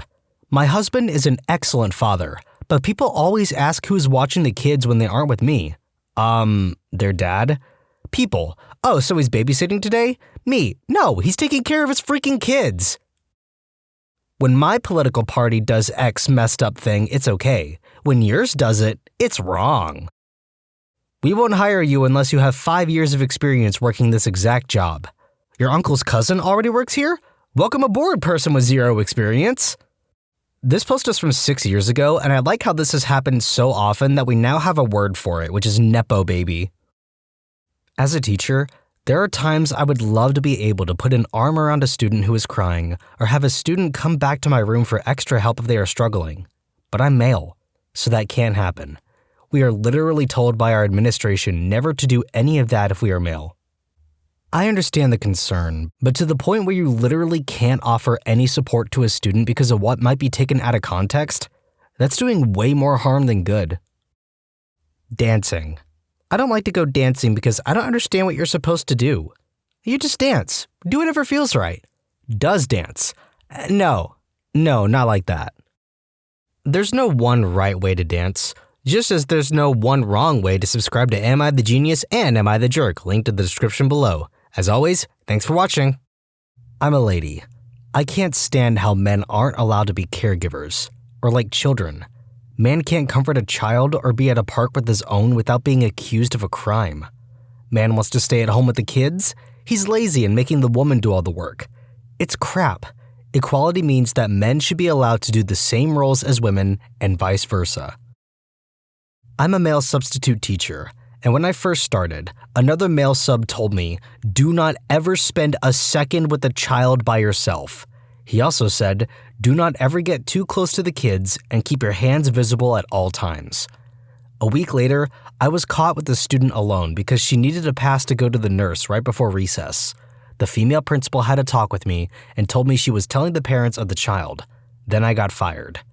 I emailed the vice superintendent and let him know I'm 18 and I've just graduated from the school district I work for. He said they weren't accusing me of anything, and after me explaining if they weren't accusing me of anything, they can't fire me. They gave me my job back. Have never and will never sub at that school again, and no other elementary schools at that. Edit. This was in Texas near Dallas. My district allows subs at 18 with a high school diploma, but it's a district-by-district decision. The principal of this school made it very clear to me that it was because I was a male teacher and the student was female. I'm in college now studying to become a graphic design/AV teacher in preferably high school. Before the incident, I worked all ages, K through 12th grade. After, I refused to work with elementary, and they prohibited me from working with the high school after finding out I had only just graduated. So I work mostly with 5th through 8th grade. Anytime I take my daughters to the park, it is painfully obvious that I am excluded or frowned at if I'm too close to their kids. It especially happens when mom groups are there together. It's not my fault that they're too busy sitting on the bench chatting to notice that their kids are now on top of the swing set and they didn't notice until I helped them down. You have no idea how it feels to be in a movie theater and have a mother get up and move her kids when you sit down. Or to be walking to your car and have a woman look over her shoulder, pull out her keys and pepper spray, then start power walking towards her car in fear. So many other similar things like this occur as well. It's basically someone calling you a criminal just because you are going about your normal life. When Aphrodite lies around naked in a giant shell, she's a goddess. But when I do it, I'm drunk and no longer welcome at the aquarium. Old people have this opinion that all young people are rude, yet in reality are the most rude, selfish, and impatient people you will ever meet. I live in the UK. It's amazing how they think they're being perfectly reasonable, but they're actually being completely biased and outright hypocritical without even realizing it. Edit. I know the feeling for those of you who work in retail and have to deal with these types of people on a regular basis. I work on checkouts in a store that, quite appropriately, rhymes with Painsbury's, and I get the same abuse. I just want to say that even though people give you crap, it is absolutely not an easy job to do. So well done for always keeping your cool. It's hard sometimes, I know. Edit 2. I am in no way implying all old people are jerkwads, but there's definitely a large portion of them who seem to follow this bias where I'm from. Ugh, you millennials are so self-centered. All you do is whinge. You have no regard for your elders. Shame on you. You're going to be working in retail all your life. Do you know how to do anything? Susan, a 55-year-old who refuses to leave the store until her expired $1 off coupon is accepted. It's because at that point in life, you stopped giving a crap about what people think entirely. Some people take that and act like a jerkwad because they don't care if someone is affected. Some people go the other way and figure there's no point stressing about things that don't matter. My two grandmothers were the opposite ends of these spectrums. One would scream at the bus driver because the price of a ticket had gone up since she first moved here. 50 years ago, Nan. Let it go, love. And one would happily sit in a restaurant if her food took 40 minutes to come out because, quote, I haven't got anywhere to be anyway, and it's nice to be out. In my building, there's this old lady. We always said good morning to one another or smiled, so she obviously knew I lived here. To enter my building, you need a key.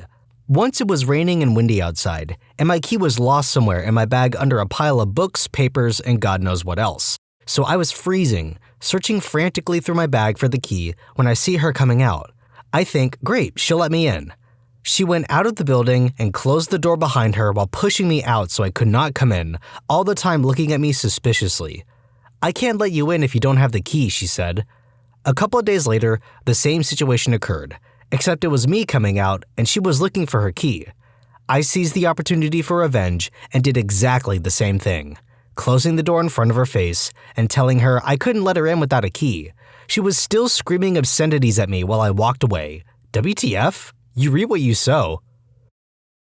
If you won't respect me, I won't respect you. Which doesn't sound like a double standard, but when you consider what context it's used in, it changes. My father used to say this when I wouldn't do exactly as he commanded me to. The issue is that there are levels of respect. While it might sound like if you won't treat me with a certain amount of respect, I won't show the same amount back, but it is executed as, if you won't respect me as an authority, I won't respect you as a basic human. Letting them treat you with way less respect than you treated them while still being fair in their eyes. If a girl sleeps with tons of guys, she has a reputation, but if I do it, all of a sudden I'm gay? Went to school with a guy who was caught making out with a dude and filleting another dude, claimed he wasn't gay. He has since come out as gay and no one cared because we knew it all along. Edit, the filleting and making out were two separate incidents. I'd have been more impressed if it was at the same time. Really annoys me when people complain about globalization but won't let go any of the benefits. People complain viciously about jobs being outsourced to Asia but will fight to the death for their right to buy a toaster for $4. This right here. My extended family cracks me up because they all work for big three automakers, and more power to them, but will complain about not, quote, buying American. Never mind the fact that automotive is a very global industry and the most, quote, American car pound for pound is actually a Toyota because of how Toyota sources its components. Women can wear a million different cuts of shirts, pants, skirts, or dresses and still be business casual. Men, all we get is long pants and long sleeve or short sleeve button downs. Oh, and maybe a polo. Screw that. It's too freaking hot here 90% of the time. I at least want to wear shorts. Been there. Had a woman for a boss who said men may only wear dress shoes and pants and button-down shirts, and we had zero contact with customers. Women could wear what they wanted. One very hot summer day, all the ladies were wearing sundresses and sandals, so I asked why women had a different set of standards. Her only reply, men's feet stink. If skirts are in the dress code, wear one. I did it one freaking time. I was called into the boss's office before my shift even started. He asked why. I said it was hot, wearing this was cooler, and within the dress code. He said, "You've made your point. The dress code will be amended to allow for shorts." By the first break of the morning, the new dress code was on the wall of the break room, and I was, quote, the hero in the paisley print skirt. Malicious compliance has been a specialty of mine ever since then. When/if you are 35 plus, regardless of career success, if you don't have a family and children by then, as a man, you're typically just labeled as a bachelor still enjoying the single life. When you're a woman, it's like you're some depressing spinster who has forsaken their gender by not fulfilling their expected mom duties that are unfortunately ingrained in the woman identity the media has created. Screw that momopia. Edit. It's really fascinating that a lot of people immediately assume that these fictitious people both want kids, but, quote, lost the game, or, quote, timed out of their biological clock. The point I'm trying to make is that a child-free life shouldn't be considered a you lost or ran out of time situation at all. Reproducing shouldn't be expected, and it shouldn't affect one's self-image. This is probably my favorite post on this thread. As someone who's a member of the LGBTQ community, Happy Pride Month, by the way, the topic of having children hardly comes up within our circles. A lot of the time, we don't want them, and that's fine. There are plenty of people who do that for us anyway. For the people in the community who do want them, that's perfectly fine too. It should never affect the image of someone if they start a family or not. Being a teenager. Hey, you're almost an adult now. You must be responsible for yourself and do things on your own. What the heck? Do exactly what I tell you. Don't try to make decisions by yourself. Oh my god, that nerd is way too into that video game. Now excuse me, but I need to go spend a crap ton of time and money on Clash of Clans. I know that most people are thinking gender politics, but as a Christian, I'm most bothered when others believers rail against Sharia law and Muslim fundamentalism while trying to impose their own fundamentalist legal vision on others. Edit, I don't mean to equate extreme Islamic fundamentalism with American Christian fundamentalism. I could have drawn a more common example from my own life as a teacher.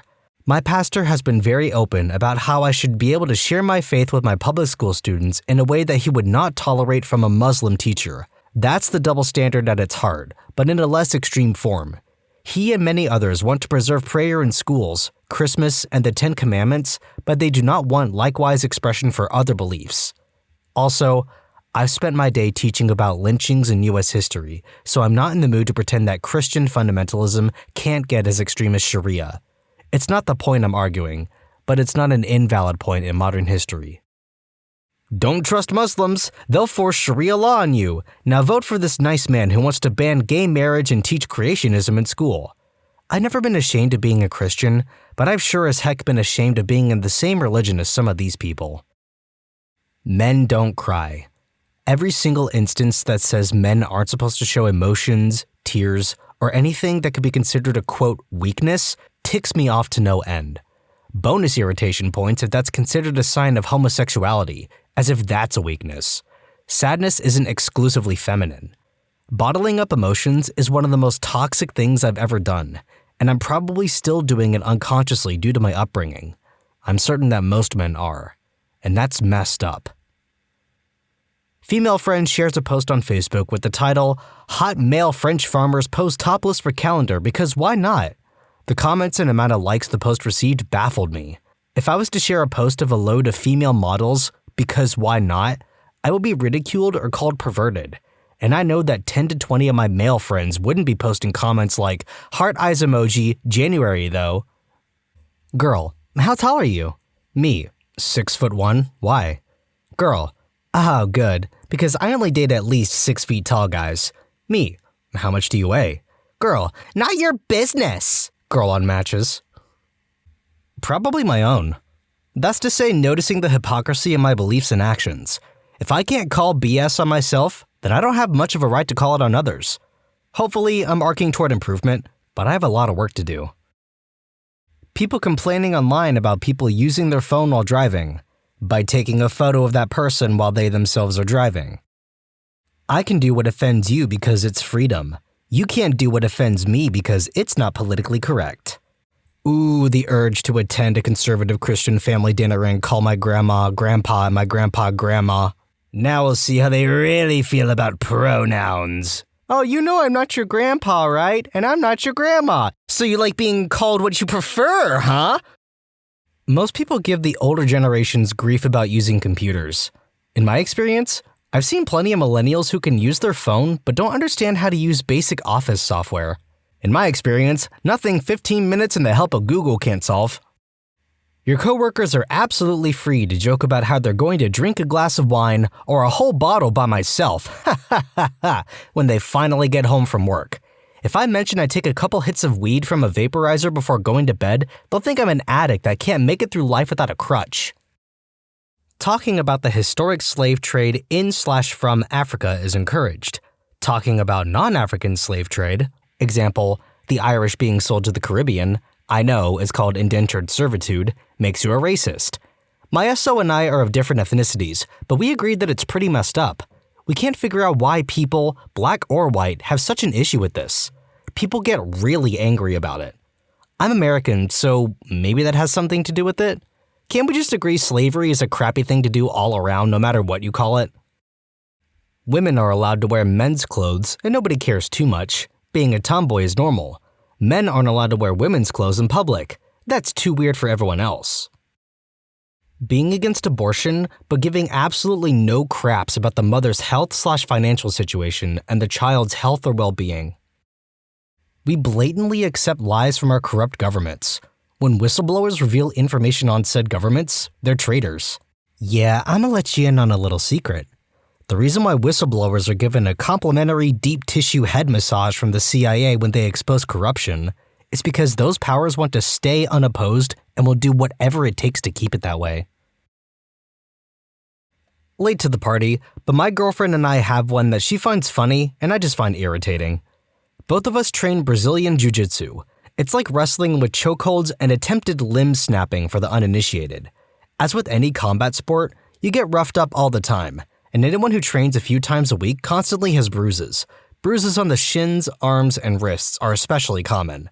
If people see either of our bruises and feel the need to comment, the reaction is very different for me being a guy and her being a girl. To me, oh, did you get in a fight? To her, who's hurting you? There are hotlines you can call. This happened with me and my fiancé with different sports. I've been playing rugby since I was 14, and he plays hockey. You get banged up playing both those things. Once I took an elbow to the face and broke my nose. He took me to the ER, where they saw me with a broken nose and his black eye from a game a few days before, and separated us under the guise of, quote, needing to look at me alone. I got told repeatedly there were resources for me to leave if I needed to, financial or otherwise. Meanwhile, he got interrogated by a nurse in the waiting area over my nose and how it happened. Never mind the fact that we were both roughed up, and if we were fighting, he could have easily been the victim defending himself in this situation. They just saw a man who's older than me and registered it as him beating the crap out of me, and me afraid to leave him. Doctors of Reddit, what's your most surprising, I can't believe I'm having this conversation with an adult story? Paramedic here. Was driving with my partner and patient was in the back. Patient was fine. Patient's skeezy boyfriend was riding in the front with me and apparently saw a golden opportunity to ask a question that had obviously been on his mind for some time. So, when cats and dogs eat grass, that means they have cancer, right? No. No, it does not. Made for an awkwardly silent ride the rest of the way. Where did this guy hear that? I've never heard that before. Well, it looks like she's about 30 days pregnant. Congrats! How can she be pregnant? She's only around her brother. Well, they actually don't follow the same moral code as you or I. I'm a veterinarian, by the way. Thank you for the clarification there. Not a doctor yet, but I'm an ER tech for about 2 years now. Mom comes in with her baby plus 2 more older kids. Complains that the baby hasn't pooped in a while and won't stop crying. As I'm settling them in with one of the nurses, the baby is bawling, like opera singer lungs bawling. Suddenly, Mom whips out a white plastic shopping bag and sticks an end in the kid's mouth and says, "This is the only way she stops crying." Nurse and I share a look and immediately order an emergency x-ray on the kid's stomach. Turns out she had ingested a good amount of these bags and it was blocking up in her stomach. Big deal. Potentially life-threatening. When we confront the mom about her baby feeding habits, her only words of defense are, "Well, I checked all over the bag and I couldn't find anything on it that said non-edible." This woman's a potential danger to her kids. She has 2 older kids, meaning she was probably doing this with them too before. I told a patient that the 30 plus cups of coffee he was drinking every day could possibly be the reason of his chief complaints of anxiety and insomnia. He said he wasn't willing to give this up or try decaf. That's an insane amount of caffeine intake. Like, that's not healthy for multiple reasons. When I was an internal medicine resident, I came across a very nice 50-year-old Dominican lady. She was well-mannered, but one could tell she wasn't the sharpest tool in the shed. As I was prepping her chart for our first visit, I noticed that she'd been seen by every single digestive disease MD in our hospital system. Not only that, she'd had every single procedure in the book, ranging from endoscopies up both holes and culminating in an exploratory laparotomy. You're opened up to basically look inside you when we have no clue what's going on. All of this because for years she'd had one single complaint. She reported severe gnawing pain in her stomach. At this point, I should mention that she was Spanish speaking only. Not only that, she had a very heavy Dominican accent, and I was the first Hispanic doctor to ever see her. My first language is Spanish, and even I had difficulty understanding her. So she comes in, and after exchanging some first-time pleasantries, I politely ask her how she's doing. Sure enough, although she was smiling and said she felt felt well, she pointed at her belly and said it was biting again and asked for the cream to kill it. At this point, I got intrigued. Her medication list only mentioned a cream used for herpes breakouts. The previous fellow only mentioned in his notes that in every single visit, she only asked for the cream and nothing else. When I asked what she meant by the biting and what she intended to do with the cream, she very calmly tells me she intends to stick the cream up her butt in order to kill the bird living inside her. After delving more deeply into her story, it turns out she didn't have a medical condition. Ever since she was a little girl, she believed that after eating a whole quail egg, the bird had spawned inside her and gnawed away at her insides whenever she was hungry. After a short visit to psych, she was diagnosed with a somatic type delusional disorder. No amount of medication or psychotherapy will cure her, but she was still a fully functional mother of two who paid her taxes and had 2 part-time jobs. I reached out to every digestive disease doctor in our hospital system once more to make sure she never receives an inappropriate invasive intervention. I've been following her for 3 years now, and she's as happy as one can be, considering she has a bird living inside her. Why wasn't a translator brought in long before? Why did it take her going through every single doctor and a range of surgeries to finally find someone who spoke Spanish?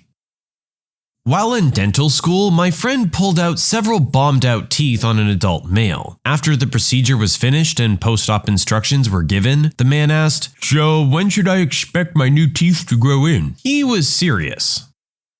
My significant other is a med student. He helped to diagnose a 40-year-old woman who finally sought out a doctor after having open, festering wounds on her entire torso for over a year. The open wounds only appeared after more than a year of painful, visible lumps on her breasts. She had never sought treatment prior to this. My significant other had to inform her that her entire body was riddled with cancer, that there was no treatment to help her, and that she would be dead very soon. Her sister, who was there the entire time, began loudly proclaiming what a shame it was that nothing could ever have been done, and that hopefully someday we would be able to detect cancer sooner. My significant other watched the doctor explain that pretty much any other woman in the country would have gotten effective treatment at the first sign of the lumps. This was during Breast Cancer Awareness Month. Guys, if something's wrong, just get checked. Don't put it off for a year. You never know what you're dealing with. Better safe than sorry. As a veterinarian, I had a 10-minute conversation with an owner explaining which side was the dog's left side. It's the left side. The left.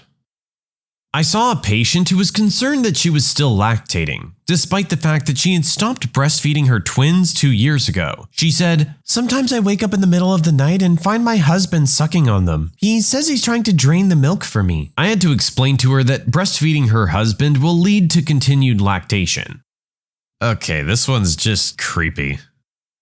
Medical assistant to a cataract surgeon here. If you sleep with your contact lenses in long enough, they will fuse to your eyes and you'll need to go to surgery to have them removed. Yes, you can go blind from this. For the love of God, don't sleep with your contact lenses in. Thank you for the PSA and horrifying imagery. Got placed during a rotation in the orthopedic floor of a big hospital in a rural area in Southern California. I was doing my rounds and saw a patient out of bed and walking around the floor following a knee replacement. She had a cane in her hand that she was carrying as a soldier would a rifle. I asked what she was doing and what she thought the cane was for. She replied she thought the cane was for pushing people out of her way since she's now handicapped. I mean, I guess that's one way to use it. I'm a pharmacist, but the comment still relates. Had a lady call in complaining that her husband's Viagra wasn't working. I then went on to explain to the patient's wife that in order for the medication to work, the patient needed some sort of stimulation. The lady just screamed aloud, "Me?" and then hung up the phone. Still my favorite Viagra story. The fact that you have multiple Viagra stories to choose from makes me want to sit down and have a conversation. My friend is a student doctor and is on placement at a small town's doctor office. She had a 70-ish-year-old woman come in with complaints of a small but painless growth that was visible at the back of her throat. Turns out, it took her 70 years to notice her uvula. Yeah, that's been there the whole time. Client brings in her dog for a tick she tried to burn off. Looking, I see it's a nipple and tell her this. She says, "But he's a boy, how can he have nipples?" I say, "Ma'am, your husband has nipples." Blank stare, then light bulb moment for her. Not a doctor, but I regularly have people come in for eye examinations because when I take my glasses off, things are blurry. Often, these aren't passing comments during the exam, but the main reason for their visit to the clinic. Patient comes into ER, 19-year-old male. I'm getting his history. Why are you here today? Every morning I wake up and my stomach hurts. How long has it been hurting? All my life? Well, what's different today that made you come here? My girlfriend doesn't think it's normal. More questions. Exam by ER physician, followed by lab tests. The abdominal pain always goes away after he eats. Always. He wakes up hungry. He thinks it's pain. I don't know what to say to this one. Just eat food? During residency in an urban northeastern USA city, I was in a clinic. A very pleasant 50-something lady came in for a physical. Everything was going fine when she casually asks if there's any new vaccines out. She was up to date with everything, so I asked if she had any specific concerns. She was casually asking to see if she could vaccinate her gay adult son against homosexuality. Very nice, always had a smile on her face, even when I broke the news to her.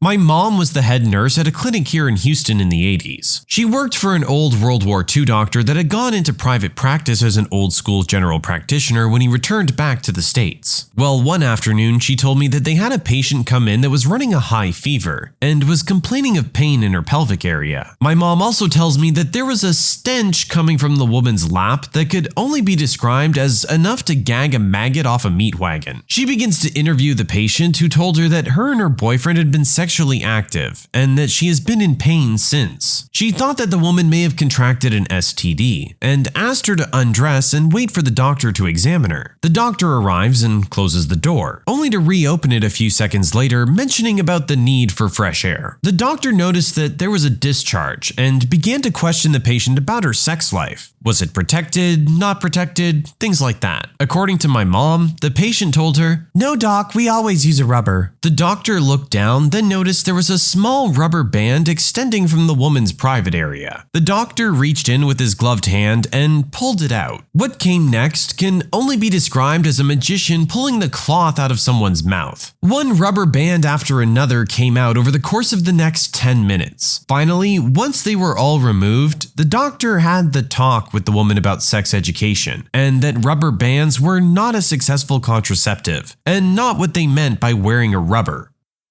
That is just horrible in so many ways. Not a doctor, but a dental hygienist. I had to explain that brushing your teeth with Comet, the cleaner, was not a good way to clean your teeth to a 40-year-old woman. I also had to tell a woman that was painting her teeth with white fingernail polish that that was a bad idea. A 32-year-old grown man asked me if the hot spells he was experiencing at night meant he was going through menopause. My mother helps the Amish get dental care. One Amish woman complained that she needed new dentures. When asked why she thought so, she replied, "Well, I've lost weight, and you know that when you lose weight, you lose it in your gums first." Doctors and dentists, if you're looking for a community to serve, the Amish can truly use your help. I could write a book about the things I've seen. Why would you think it would be the gums? That's just such a weird and random place. I was a newly minted graduate with fresh and optimistic views on my life as a doctor. Second week in came this old lady and her very dysfunctional family. They would argue and complain about everything, from the food, the nurses they didn't like, and every single medical decision we made. She was very, very sick, so her management was just as complicated. She had several children, and they all didn't like one another and would not talk to one another. Each time, we would have to explain a long update to every single one of them, because They're entitled to hear it from a doctor. one of these stories being sitting down and explaining why you don't give Gatorade as an IV drip. They didn't understand why we were giving salt water to her. The conversation with her son went something like this. Look, she likes Gatorade. She's drinking it, so why can't you give it to her through her drip? We explain why, and the son frowns. But it's isotonic. We explain again. Yes, but Gatorade has more electrolytes. We explain again. Saltwater just seems to be too cheap. Can't you give her something else closer to Gatorade that has electrolytes? This continues for 2 hours. Wash and repeat every day during her admission. Afterwards, I told my fiance. He opened up a scene from Idiocracy on YouTube, and I just sat there with my mouth open for a while. Yes, you drink Gatorade. You don't inject it directly into the bloodstream. Two very different things. While on dermatological rotation, a Middle Eastern patient saw me with what she described as some funny itching growth on her butt crack. Some quick investigation revealed it to be a severe case of genital warts. I explained the diagnosis and that it was an STD, until she shockingly assured that she was still a virgin. Now, virginity is a big issue for young Muslim women, or perhaps their families even more, but apparently that doesn't cover other types of sex, and therefore no birth control in the form of, say, condoms was needed.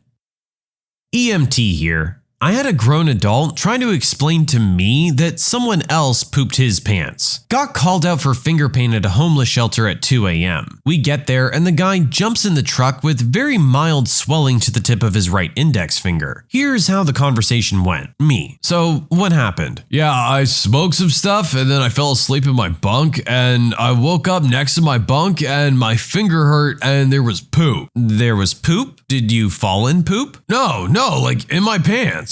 So, you pooped your pants? No, it wasn't me. So, let me get this straight. You smoked something, took a nap, rolled out of your bed in your sleep, hurt your finger, and someone else came along and pooped in your pants before you woke up? That's what I'm saying. It wasn't me. My friend, I think you need to take a step back and analyze the situation here. My brother is a general practitioner in rural Tennessee. Enough said, right? He says most of his patients' visits go something like this. Well, person, you're pre-diabetic, have high blood pressure, and are complaining about joint pain. Have you been exercising and cutting out sugar and carbs? Yeah, I have, doc, but it doesn't seem to help. Do you have any better meds you could prescribe? Well, let's talk about your diet. How much water do you drink a day? I don't like water, as I get extra ice in my sweet tea every day to make sure I get enough water. My brother explains that that's not enough water by a long shot. How much sweet tea are you drinking every day? Those can have a lot of sugar in them. Well, I get a large one from Hardee's or McDonald's or wherever on my way to work with my breakfast, and another one on my way home for dinner. Then I have a glass or two when I get home. Well, that's a lot of sugar, and a lot of fast food if you're eating it twice a day. What do you eat at home? I don't like to cook, so I usually don't eat anything except those little Debbie snack cakes at home. Those have a lot of sugar too. I thought that all I had to do was cut out Mountain Dew. Now you're saying I can't eat my food or my snacks? What are you suggesting I do? Eat salads for every meal? Why can't you just up my meds? I relate to this patient's eating habits a little too much, probably. I had to explain to an adult that you have to brush all the sides of your teeth. Like, no, just the side that shows when you smile is not enough. And yes, flossing is not just a thing for rich people. Patient comes in at 2 a.m. for insomnia, clearly tweaking her brains out. Heart rate at 200. Can't sit still, bouncing off the walls. I suggest maybe easing up on the snow. But doctor, I love the snow. I was working in GP and had a patient scheduled for an appointment. I looked through his notes to gain an idea of why he may be seeing me, and saw he'd been seen a few times with knee pains and shoulder pains and the like. The guy is in his 70s, so probably just arthritis. I'm thinking I'll do an examination of his sore joints and ask a few questions, prescribe some painkillers, and it'll be a quick one. I call him in and he walks in and sits down and is cheery as anything. What seems to be the problem then, sir? I notice you've had some issues recently with sore joints, I ask him. He then proceeds to tell me about his sore knee. So I check his knee and take a history and it all seems fine. I ask if there's anything else, and he remembers actually his neck is sore too. So I check his neck and nothing untoward to be found there either. At this point, he's like, okay, well, thanks, doc. I'll be off then. I say to him, oh, good. Glad we could help. And you have no other pains at all before you go? He then sits back down and tells me he's been having central crushing chest pain radiating down his left arm and into his jaw since last night, and has been feeling breathless, and when it happened, he had an impending sense of doom. I know a lot of you won't be doctors doctors here, but I'm sure you all recognize the signs of a heart attack there. He had all the classic textbook symptoms. I called the ambulance and he was rushed to the hospital. Sounds like this dude was taking a heart attack like a champ. My dad told me about an extremely religious male patient who was concerned about his nocturnal emissions. He saw it as an offense to God and wanted to know what he could do to stop it. My dad's response, "Well, it's gotta go somewhere, my guy." Nurse here, retired after 27 years on the job. The number of American 20-somethings that don't know if they're circumcised or not is surprisingly high. When one with urinary tract infection symptoms needs to be given a specimen for testing, I ask, "Are you circumcised?" If not, I have to tell them to pull back the foreskin before peeing in the cup. The number of guys who have asked, "What's that?" is way too many. For the record, I can count the number who were uncircumcised on 2 hands. This one's from my cousin, who's a doctor. He was in his first year in a clinic, and people went there to have an appointment because he was good looking. Elderly ladies loved him particularly. But this is totally unrelated. And the worst case was when this elderly lady goes in with her granddaughter, around 8 years old. She had a severely infected wound on her head. Upon close inspection, he saw the wound crawling with small maggots and the smell was terrible. He was very upset, of course, and asked why didn't she wash the wound and bring her earlier. She said she thought it would heal with time and was afraid to wash it, lest water enters her brain and kills her. There was also a woman that took her 6-year-old daughter there to check why she still didn't have pubes. You know, old folks are supposed to be wise, but when it comes to medicinal stuff, a lot of the times they're very much behind the curve. When you subscribe, make sure to hit the bell to turn on notifications. Put the playlist on in the background to finish listening to all the stories, linked at the top of the description. And if you like Am I the Genius, give Am I the Jerk a shot, linked in the description as well. Either way, thanks a lot for watching, and we'll see you guys next time.